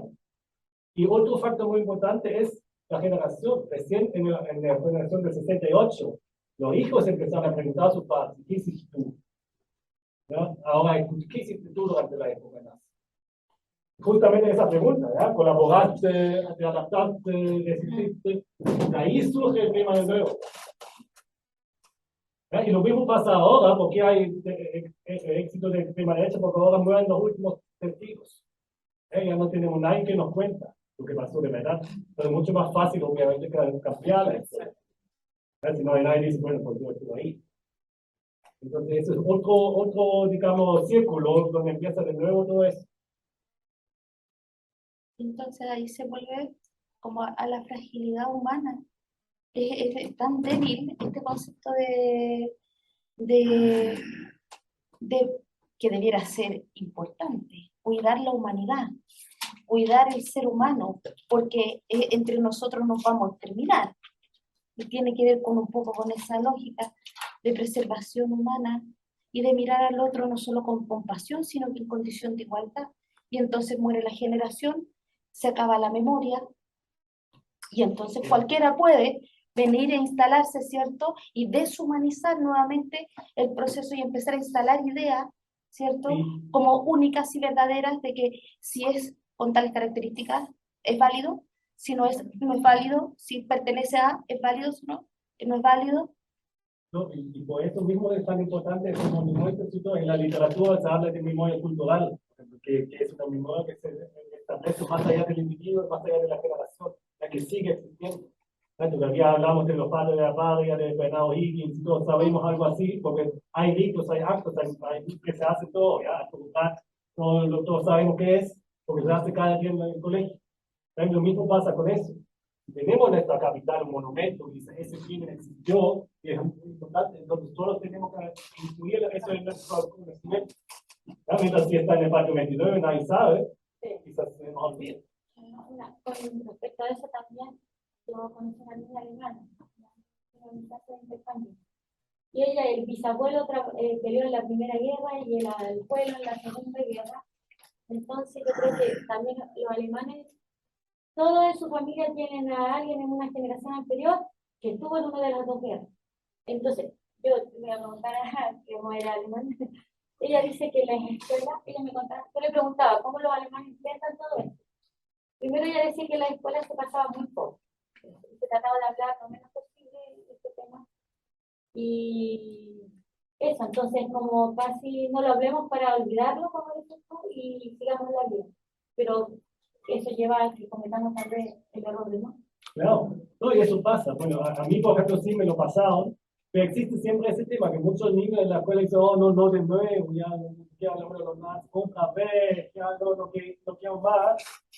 Y eso después, y claro, existe también eso que te vas con tu curso al campo de concentración, y todos entran en su celular jugando algo, se ríen ahí, pasa lo mismo en ese monumento del Holocausto, que los cursos pasan y están jugando a los escondidas.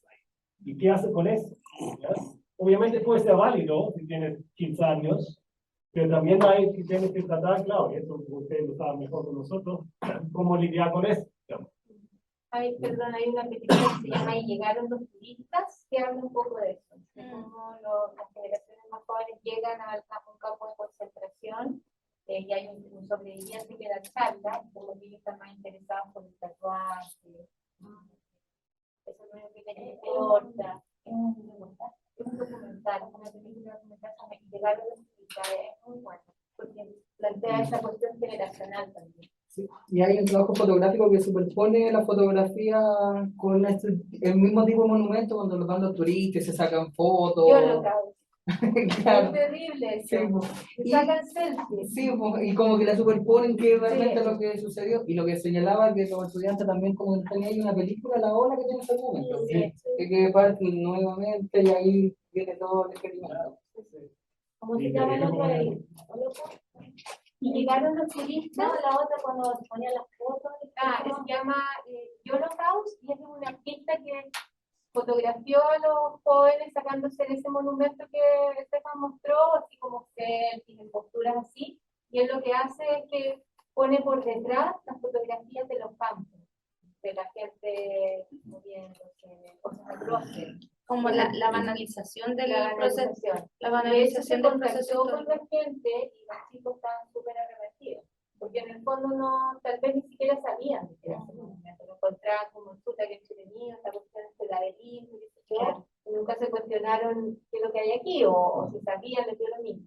Y cuando se enfrentaron a eso, claro, reflexionaron. En Chile pasa igual algo súper terrible. Por ejemplo, en San Antonio, específicamente en la comuna de Santo Domingo, el lugar donde nace la Dina, que no, pero no deja ver, en la playa de Roca de Santo Domingo, la playa norte de Santo Domingo, había un complejo de cabañas de veraneo. Sí, pues sí, había sido hecho para... Y fue hecha para torturar personas. Y hoy día eso es un estacionamiento de vehículos. Porque la playa grande, donde la Santo Domingo se llenó de piedras después del terremoto, y habilitaron ahora esa playa, y ese espacio es prácticamente un estacionamiento de agua. Y ahora la agrupación de derechos humanos la está La rescatando. está tratando de rescatar entre los esfuerzos que pueden hacer así como rústicamente, porque preocupación del Estado, preocupación del municipio, los municipios que están aledaños. Yo creo que la ventaja. de los sitios de memoria en Chile ha sido en muchos casos por iniciativa de los vecinos de la sociedad civil, de los familiares. Pero acá ocurre un fenómeno distinto aquí en Alemania que quisiera rescatar, que también el espacio de tiempo entre una situación y otra ha sido menos. Ya igual se habla de los 30 años y todo, pero en realidad es menos.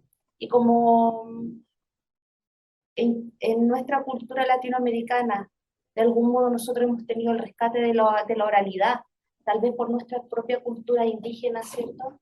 De algún modo nuestras raíces, nuestro subsuelo cultural está absolutamente traspasado por esta historia. Tal vez no la cuentan en la escuela como debiera o como no quisiera, pero sí en las mesas, pero sí en las... Pero la actitud de Chile con respecto a esto es lo mismo que pasó Sí. con el... Porque acá Sí. no hubo un juicio, No. sino que tiramos cemento encima de los muertos Sí, y sí. sigamos caminando. Pero... Es muy interesante porque yo hago esas comparaciones y por eso lo muestro. Porque yo siempre y soy muy crítico con el proceso chileno también, porque pasa justamente eso lo que dicen. Y de hecho, como si los monumentos, el único monumento que fue financiado enteramente con dinero del Estado es el del Cementerio Federal con los nombres. Todo lo otro siempre es también iniciativa privada. Nunca el... Pero lo que pasa, y por eso pongo esas condiciones para que reflexionemos sobre eso, si lo comparo con Alemania, si veo 20 años después de la dictadura en Chile, ha pasado muchísimo más que en Alemania. ¿Verdad? Aquí hubo 2 comisiones de verdad, una por la tortura, que es único en el mundo, Sí. que se han pagado reparaciones tremendas en comparación con muchos otros países, que en Alemania no pasa nada en los primeros 20 años. Aquí hubo juicios, nunca hubo punto final, gracias a la ocupación de derechos humanos y algunos partidos socialistas, porque sí querían hacerlo, pero no resultó. ¿Ya? Obviamente aquí lo que castiga todo el proceso es la detención de Pinochet, sin eso probablemente no hubiera pasado mucho. Pero nunca se terminó el proceso, y por eso nos iba a ver si alcanzamos, mostramos ejemplos de lo que pasa en Argentina o en Uruguay. ¿Ya? Que es muy distinto. Entonces, si vemos eso, no está tan malo. La gran diferencia con Alemania, eso se refiere a este silencio comunicativo, es que es el discurso público. Aquí todavía tenemos políticos que pueden ser presidente del Senado, qué sé yo, que eran colaboradores de la dictadura. Algo impensable en Alemania. En Alemania en los años 50 nadie hablaba del pasado, pero ni los más de derecha hubieran dicho, Hitler, está bueno. No. ¿Ya? Aquí en el año 2014 la URI pide un minuto ¿cómo se llama? Silencio en honor de Pinochet, todavía, en 2014. Y su partido, el partido más votado en Chile. Eso es la gran diferencia. Pero eso tiene que ver, y eso vemos en los otros casos, con con las condiciones de la transición. ¿Ya? También. Alemania es una transición, fue un país ocupado, no tenemos nada que decir. En Chile es una transición pactada. Los militares, justamente, esos jóvenes, no salen derrotados. No, Se terminan todos. Tenemos la constitución todavía que ellos pusieron. no, porque aquí no hubo una guerra tal como tal, Claro, no sino hubo ninguna que guerra. no, porque aquí hubo un acuerdo político que Exactamente. permitió la salida de unos en beneficio de una estructura económica que iba a quedar per se para Claro. siempre. También, Y entonces ahí está el dolor de quienes hicieron la resistencia, porque quienes hicieron la resistencia no fueron ni torturados ni muertos para que quedara un sistema donde sus hijos iban a tener que ser finalmente los llevadores de sus cargas económicas. Claro, pero ahí mismo, por ejemplo, otro ejemplo, cómo cambia eso. En Argentina tenemos la transición donde los militares salen derrotados por la guerra de las Malvinas, que pierden contra Inglaterra en el año 82. Entonces tienen muy poca reputación, muy poco poder, y el año después termina la dictadura y los militares no pueden determinar, al mismo nivel que los militares chilenos, la transición. Entonces lo que pasa directo al juicio, el juicio a la Junta, y pasa directo a la Comisión de Verdad que publica ese informe nunca más. Y ambas cosas son súper importantes en el sentido que establecen un discurso donde está claro, eso estuvo malo. ¿Ya? Para ponerlo muy simple. Eso no pasa en Chile. Eso sí pasó también en Alemania. Después, vemos que también en Argentina hay una rebelión de militares, hay leyes de amnistía. Toda esa gente que se condena en el 85 y en el 91 ya está libre. Todo. ¿Por qué? Porque después las condiciones políticas cambian, los militares tienen más poder y se cambia eso. Y eso recién cambia otra vez con un cambio de gobierno, con el gobierno de Kirchner a partir de los años 2003, donde recién ahí empieza de nuevo, se anulan esas leyes que se hicieron en los 90, se crean monumentos, se crean juicios, reparaciones, entonces tiene mucho que ver con las condiciones políticas. ¿Verdad? ¿Cómo fue la transición? En ese caso no controlada, por eso tenemos algo al principio. Pero después hay resistencia, después hay una competencia política donde unos quieren aprovecharse, otros no, unos usan eso para vamos a ponernos bien con los militares, otros no. Y después llega un presidente como Kirchner que saca muy pocos votos y en la segunda vuelta el candidato Menem no participa, entonces tiene poca legitimación, entonces quiere tratar de legitimarse de alguna manera y encuentra ese tema, ¿ya? Porque es un tema moralmente muy importante. Entonces fortalece y fomenta toda esa política que es súper importante. Pero obviamente es muy importante esas condiciones políticas para entender qué pasó. Ya muy rápidamente el caso de Uruguay es muy interesante, porque en Uruguay también termina en los años 85 y el gobierno democrático pasa una ley de amnistía. Justamente con esa idea que hablamos muy chico, ¿qué pensaron ellos? Olvidémonos. Olvidémonos del pasado, empezamos todo de nuevo, no hablemos más. De hecho, es lo más normal, históricamente. Los romanos tenían eso de la ganancia de memoria, que borraron todo lo que pasaba. Es lo más normal. Hicieron eso. Muy interesante, pasa una iniciativa de los ciudadanos que firman para tener un plebiscito en contra de esa ley, para derogar esa ley. Ganan esa iniciativa y logran coleccionar las firmas. Se hace ese plebiscito y se pierde. Los uruguayos democráticamente deciden mantener la amnistía en democracia. Entonces, después en Uruguay no pasa nada. ¿Por qué? Porque esa idea de olvidarnos del pasado tiene una legitimación democrática súper fuerte. Y de hecho, lo tratan en el año 2009, otra vez, la misma elección que gana Mujica, un ex guerrillero, también confirman la ley de amnistía, los mismos uruguayos. Que uno piensa, ¿cómo puede ser eso? 12 años preso. Votan a un tipo ex guerrillero, bastante de izquierda, todo eso, pero al mismo tiempo votan, mantenemos la amnistía. Y es muy interesante, es un tema muy para debatirlo. Las encuestas acerca de la democracia en Uruguay siempre lo salen en los primeros puestos. O sea, la democracia en la población está muy enraizada, todos la encuentran súper bueno, todos somos demócratas, es muy importante la democracia, mucho más que en Chile, mucho más que en Argentina. Entonces, ¿Es tan importante hablar del pasado? ¿Por qué no olvidemos de todo? Que eso también tiene que ver de acuerdo a la mirada que cada persona tenga, de acuerdo a los hechos que le acontecieron a ellos, particularmente en el momento determinado.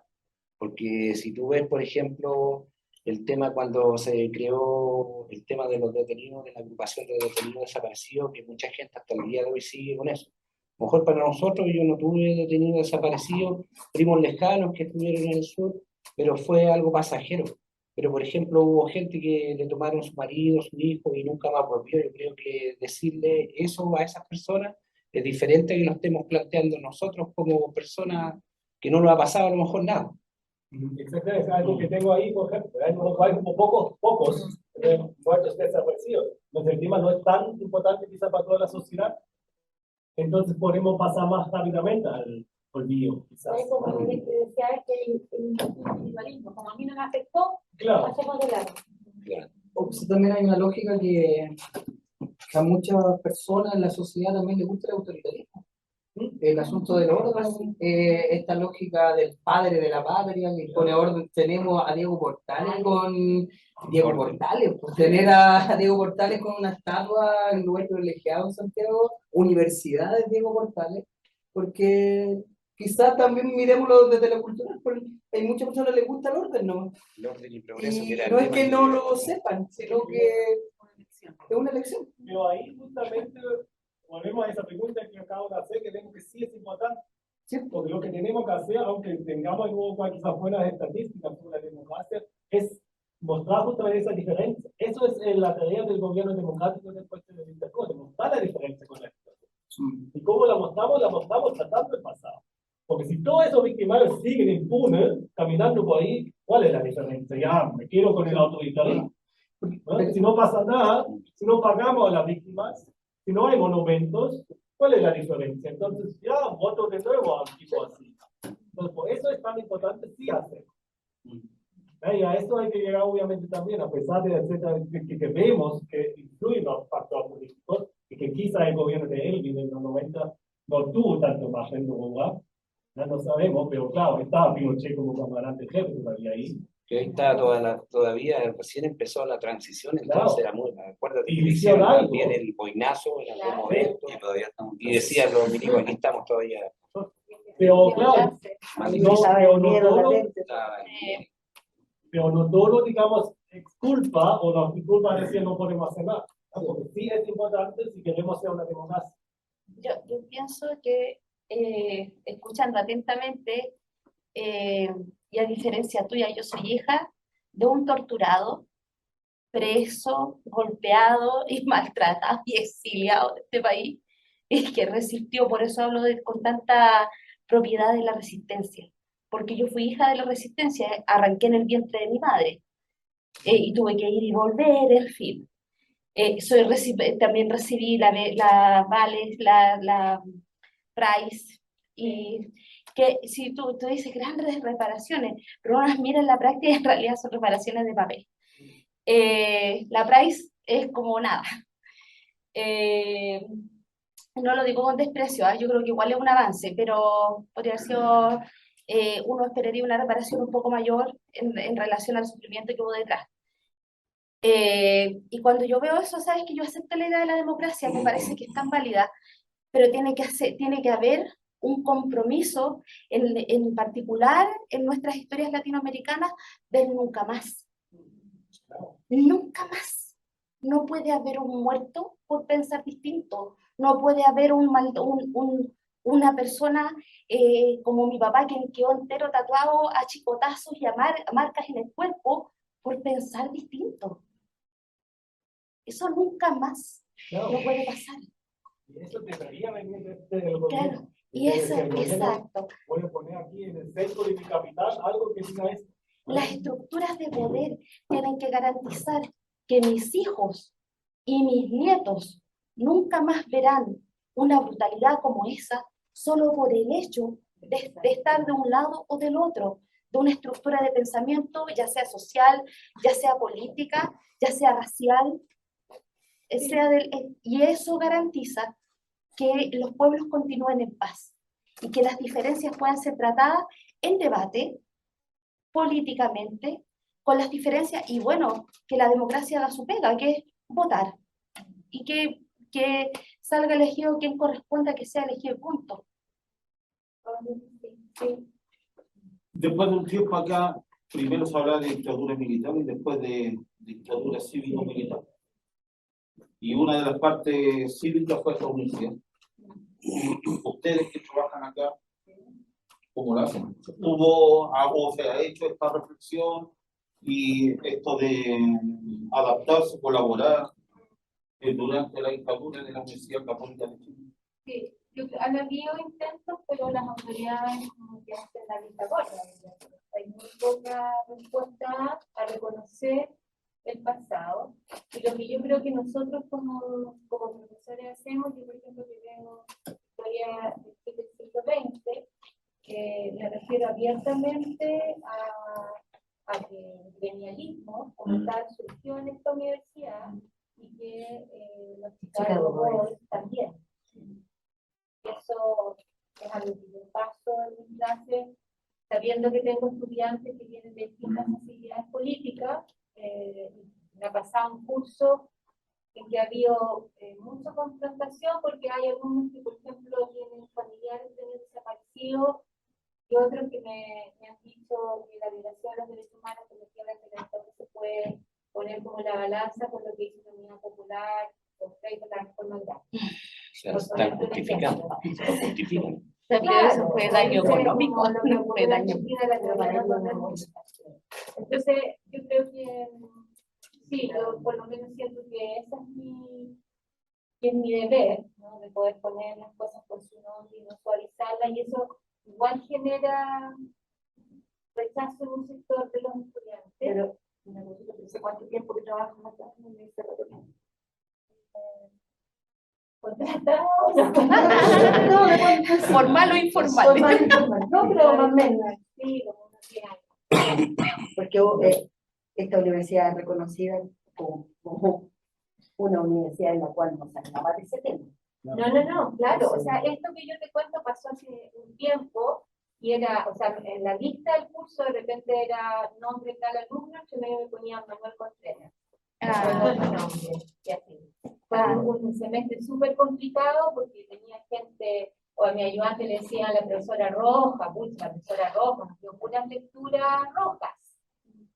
Pero eso es invisibilizar, yo creo que uno, mira, yo puedo dar fe porque me crié con un papá que vivió la experiencia, sabes tú que jamás en mi casa se habló con odio, mi papá no tiene ni un solo recuerdo con odio, ninguno, no hay odio, no, ¿sabes qué? Hay una tristeza profunda, una tristeza de no entender por qué otro me daña sin tener un motivo como personal tal vez, ¿cierto? Pero no hay ese rencor enraizado. Y yo creo que por eso también tengo esta firme convicción en la democracia, porque creo que la democracia tiene que ver con eso, no con el rencor, ni con nada. Yo creo que incluso podemos pasar al olvido, creo que es súper bueno también olvidar, pero tiene que estar garantizado el acto democrático del respeto por el otro. Eso también, claro, yo llevo 3 años aquí. Y claro, a mí, por ejemplo, me llamó la atención cuando llegué que hacía el edificio del señor que tiene el nombre del presidente de la Fundación Pinochet, cuando yo pasé la primera edificio. Pero claro, también me adapto hasta cierto momento que no voy a la autoridad, digo, yo no trabajo más aquí. No. Eso, un poco de adaptación personal también que uno hace. Y lo que hago en mis clases, que me funciona muy bien, y eso lo puedo recomendar quizás, es ya he invitado 2 veces un colectivo que se llama Historias Desobedientes, que son, no sé si lo han escuchado, son familiares, ellos se llaman familiares de genocidas, que repudian los actos de sus familiares. Se encontraron en Argentina sus hijos e hijas de torturadores, de generales, y después repudian, y lo que hacen ellos muy bien, lo he tenido 2 veces en este mismo curso de Historia de Chile del siglo XX, que cuentan su historia familiar. Y cuentan lo terrible que es que te amaba a tu papá y al mismo tiempo en algún momento con 20 enterarte que era un criminal que horrible. qué hacer, y ahora entender por qué te llevo siempre al cartero, por qué te he pegado o no te he pegado, por qué nunca te he amado, por qué sí te he amado. Todo eso, hay muchas cosas.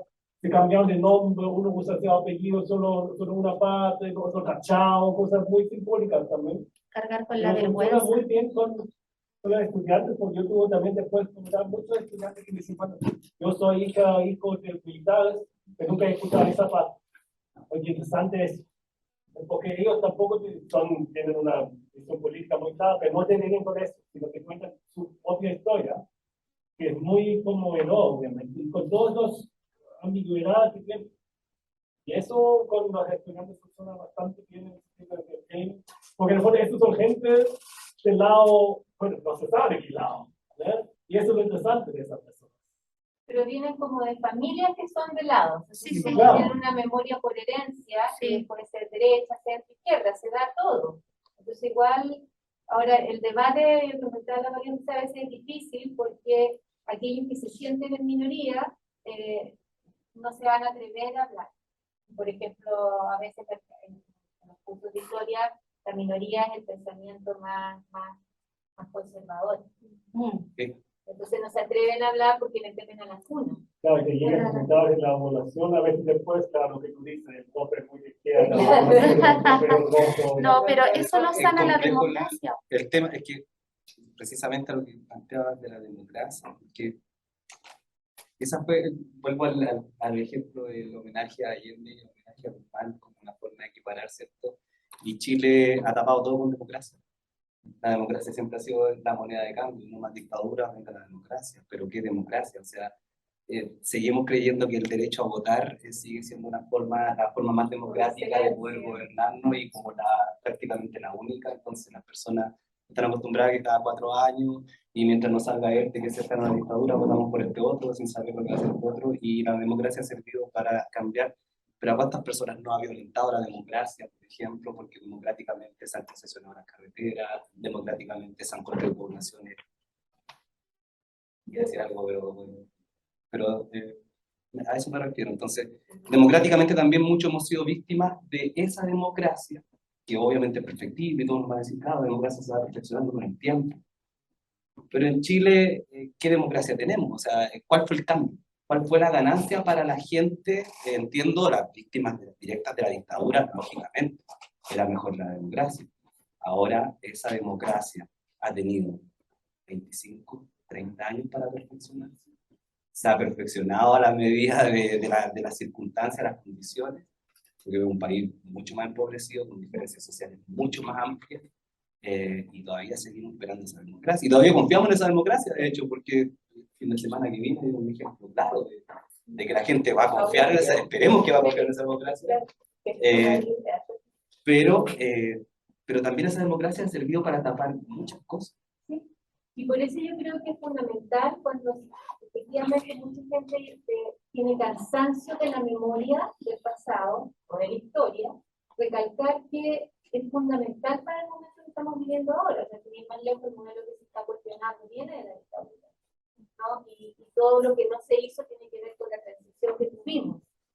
Entonces, cuando se habla ya, cortémosla con los derechos humanos, cuando te oías hablar, hay estudios que hablan de la transición generacional, ¿no? Hay un específico de Jimena Faúndez que habla de cómo los nietos de prisioneros políticos han, de alguna manera, les ha sido transmitido el trauma. Y no ha sido intencional, pero es un proceso psicológico que se da. Es porque hay traumas detrás. Mira, yo puedo hablar de un trauma así puntual. Paola ha visitado mi casa, conoce a mi familia, conoce todo. Mi papá tiene momentos de lucidez, ¿sí? Ya tiene 70 y muchos, momentos de lucidez y de no lucidez. Y en esos momentos de no lucidez, llora. Qué triste para uno tener que secarle las lágrimas y se acuerda de cosas y llora, pasa pésimo. Y nosotros tenemos que estar con él, acompañándolo, qué sé yo. En fin, el trauma económico, nosotros, ¿por qué? Porque yo decía que el price es nada, porque finalmente entre todos los 3 hermanos que somos, tenemos que hacernos cargo económicamente de él y de lo económicamente que significa hacerse cargo del psiquiatra, de la terapeuta ocupacional y qué sé yo, de las quimioterapias, y etcétera, todo lo que ha venido detrás. En fin, y eso también es una carga familiar. No, es importante, yo quiero decir una cosa porque además Sí, sí. con respecto a eso también, porque es súper importante mantener eso, por eso es súper importante hablar siempre sobre el pasado, porque no es la democracia, es esa democracia. ¿Ya? Porque si ese discurso, lo digo, puede ser súper belicoso, porque es un discurso que después venga, la democracia no me entrega nada, entonces ya voto a casa. O voto a alguien autoritario. La confusión que se da hoy Porque día con durante 30 rechazo. años la democracia no funciona, pero no es la democracia. La democracia sigue siendo, creo yo, el mejor sistema político. El problema es que es esa democracia en Chile que tiene que ver con el pasado, que tenemos que hablar justamente de las condiciones, por qué ahí hubo esa política pasada, memoria que hubo, tiene que ver con la transición, con la constitución que tenemos todavía, con que Pinochet seguía comandante en jefe, con que había partidos fundados en la dictadura que seguían importantes, con que había senadores designados, que había un quórum, que había un sistema electoral binominal, todas esas cosas, que no es normal en una democracia. Que en Alemania todos dicen como senadores designados. Pero aquí hubo todo eso. Entonces no tiene que ver con la democracia, tiene que ver con exactamente esa. Eso es tan importante hablar del pasado y también ver por qué no hablamos durante 30 años así del pasado. ¿Por qué no hablamos durante También es la explicación de por qué no ha sanado. Y por eso es tan importante siempre volver a ese tema. Y también el conocimiento, porque en la era que vivimos, de las fake news, de la manipulación de la información, también es muy importante saber cómo nos ocurrieron, ¿no? Y de dónde viene, cuál es el origen de lo que estamos ahora tratando de modificar. Y ahí yo pondría incluso también este concepto de la hegemonía, ¿no? De Gramsci, ¿no? De cómo hay una clase dirigente que impone sus valores, su forma de entender el mundo, su cultura. Y hay una capacidad también de una sociedad de pelear esa hegemonía. Yo creo que ¿puedo decir esto? Dígalo. La autoridad de no, porque en toda esta campaña que hay, no, hay mucha de esa manipulación, ¿no? Que ha jugado el factor miedo, que siempre se juega, que tiene que ver, yo creo que se traspasa porque existe esa hegemonía cultural todavía. Es muy fuerte en este país, por las élites que hay, porque controlan los medios, porque tienen Los grupos oligárquicos, son la oligarquía dominante, el pueblo de abajo tratando de sacarse el manto de ignorancia, porque lo que da o transmite los medios de comunicación es justamente la desinformación, o una información que les conviene a ellos. Y porque los representantes no son Juanito Pérez,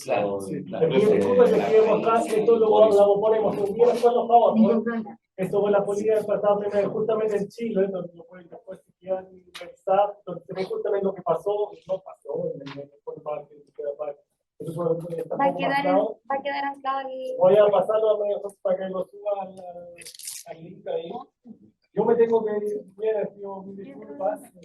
Además, estoy claro. Hay una actividad todavía que por lo menos tú no puedes presentar, no sé si hacemos algo más. Para que si la pueden reflexionar. Gracias. También hay una cosa que me gustaría decir. Recuerden que después el eje temático que ustedes escojan van a tener una posibilidad de tutoría con todos los profesores de cada una. Esta no es la única ni la última. Lamentablemente no estamos alcanzando a hacer la actividad grupal, que era muy interesante. Y uno de los problemas, yo me pongo en mi parte de organizadora más, es el horario. Yo les pediría que tal vez para el próximo lunes empecemos, chao Stefano, a las 4:30 por lo menos, para que no perdamos esta posibilidad, porque también está el tema de la interculturalidad, que va a tener mucho trabajo, mucha discusión. Entonces les pediría que hiciéramos el esfuerzo de hacerlo de 4:30 a 6:30, para que no nos perdamos la posibilidad de trabajar colaborativamente y colectivamente estos temas en un trabajo grupal que después ustedes podrían llevar al aula, que es lo más importante. Entonces, el resto del material sí se lo vamos a subir a la plataforma, no hay problema. Y lo último, que me parece muy raro, pero lo voy a decir desde la institucionalidad. Yo llevo muchos más años trabajando aquí en la universidad y sin restarle ninguna responsabilidad, porque todos asumimos, habiendo estado o no habiendo estado, la responsabilidad que tiene la universidad. Tengo que decirlo porque disciplinarmente corresponde junto con el monumento que dice, o sea, que está en ingeniería. También tenemos un monumento a los detenidos desaparecidos de esta universidad en la Facultad de Ciencias Sociales, o sea, cosa que había sido impensable, pero la tenemos hace más de 10 años. Y facultades como la de Educación, la de Letras, la de Historia, la de Ciencias Sociales, también existen en esta universidad que no necesariamente se vinculan a la idea o están con la idea de que tenemos de otras facultades. En esta universidad coexistimos muchísimas disciplinas, muchísimas escuelas, y quizás una de las maneras que nosotros tenemos de poder enfrentar esa realidad es con estos cursos. Por eso los invitamos, por eso queremos discutir estos temas, por eso queremos escucharlos, por eso queremos que el sentido de nuestra profesión y el sentido de nuestro oficio se va conversando con ustedes, conversando con públicos mucho más amplios. No es un acto de transparencia ni de lavado de imagen, porque realmente sentimos que es lo que tenemos que hacer, porque tenemos gran parte de nuestro profesorado que adscribe a la libertad de cátedra, a las interpretaciones, al pensamiento crítico. No hace muchos años, pero lo tenemos hace bastantes años. Lo tenemos hace bastantes años. Se ha ido democratizando junto con nuestra Y historia. tratamos de alguna manera. Yo les recomendaría, no sé si lo conocen, un texto de Paul Ricoeur que se llama La memoria, la historia y el olvido, porque paralelamente a la memoria y a las políticas de memoria, nosotros sabemos que el ser humano para sobrevivir necesita olvidar. Así El es. problema es cómo debemos recordar, cuáles son las políticas de memoria que tenemos que instalar y cómo hacernos capaces y responsables todos, cada uno y cada una de nosotros, de esa memoria. En la sala de clase, en la vida privada, en el comportamiento que todos tenemos como ciudadanos. Entonces, no dejar descansar la responsabilidad en los demás, sino que también mediante pequeños ejercicios de memoria y de olvido, de selección. El ser humano no podría vivir si no olvidara, pero hay cosas que no se pueden olvidar.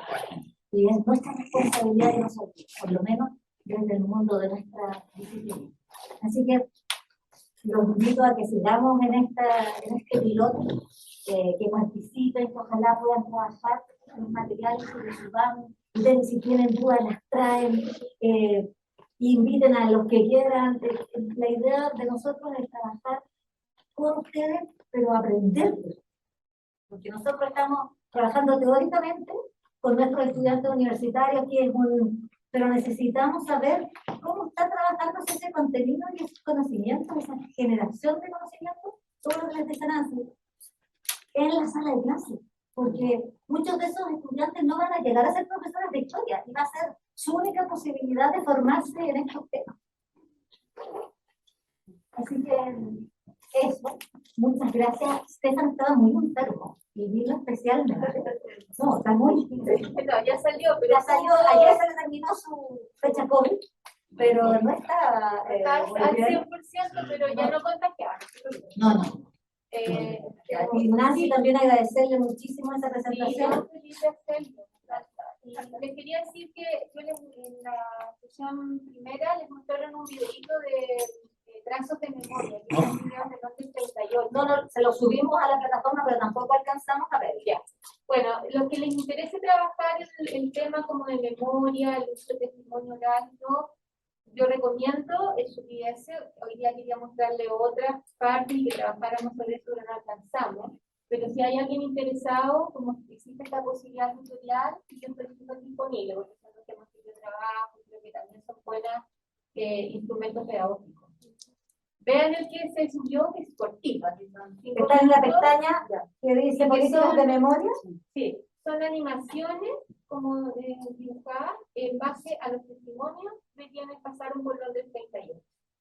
¿Ya? Pero el que escogí es súper bueno para trabajar con niños, porque no habla ni de la tortura, ni de nada. Porque en el fondo un poco lo que hablábamos, es la hija de un detenido desaparecido que se va al exilio y cuenta un episodio que es muy interesante, muy lindo, entre comillas, pero que revela cómo está siempre el tema de su padre desaparecido. y así hay otros más. Así que igual lo podría subirlo. Sí, les vamos a subir. Cada pestaña va a tener el material y una vez que terminen los 4 módulos de contenido y ustedes decidan cuál es que van a trabajar, nos ponemos de acuerdo vía online para trabajar en una sesión de tutoría con Stephanie y con Nancy, quienes elijan este tema, o con las demás profesoras de los otros 3 ejes que vamos a empezar desde el próximo miércoles a las 4:30. Por favor. Perfecto. No, les voy a mandar igual un correo diciéndoles que es a las 4, pero a las 4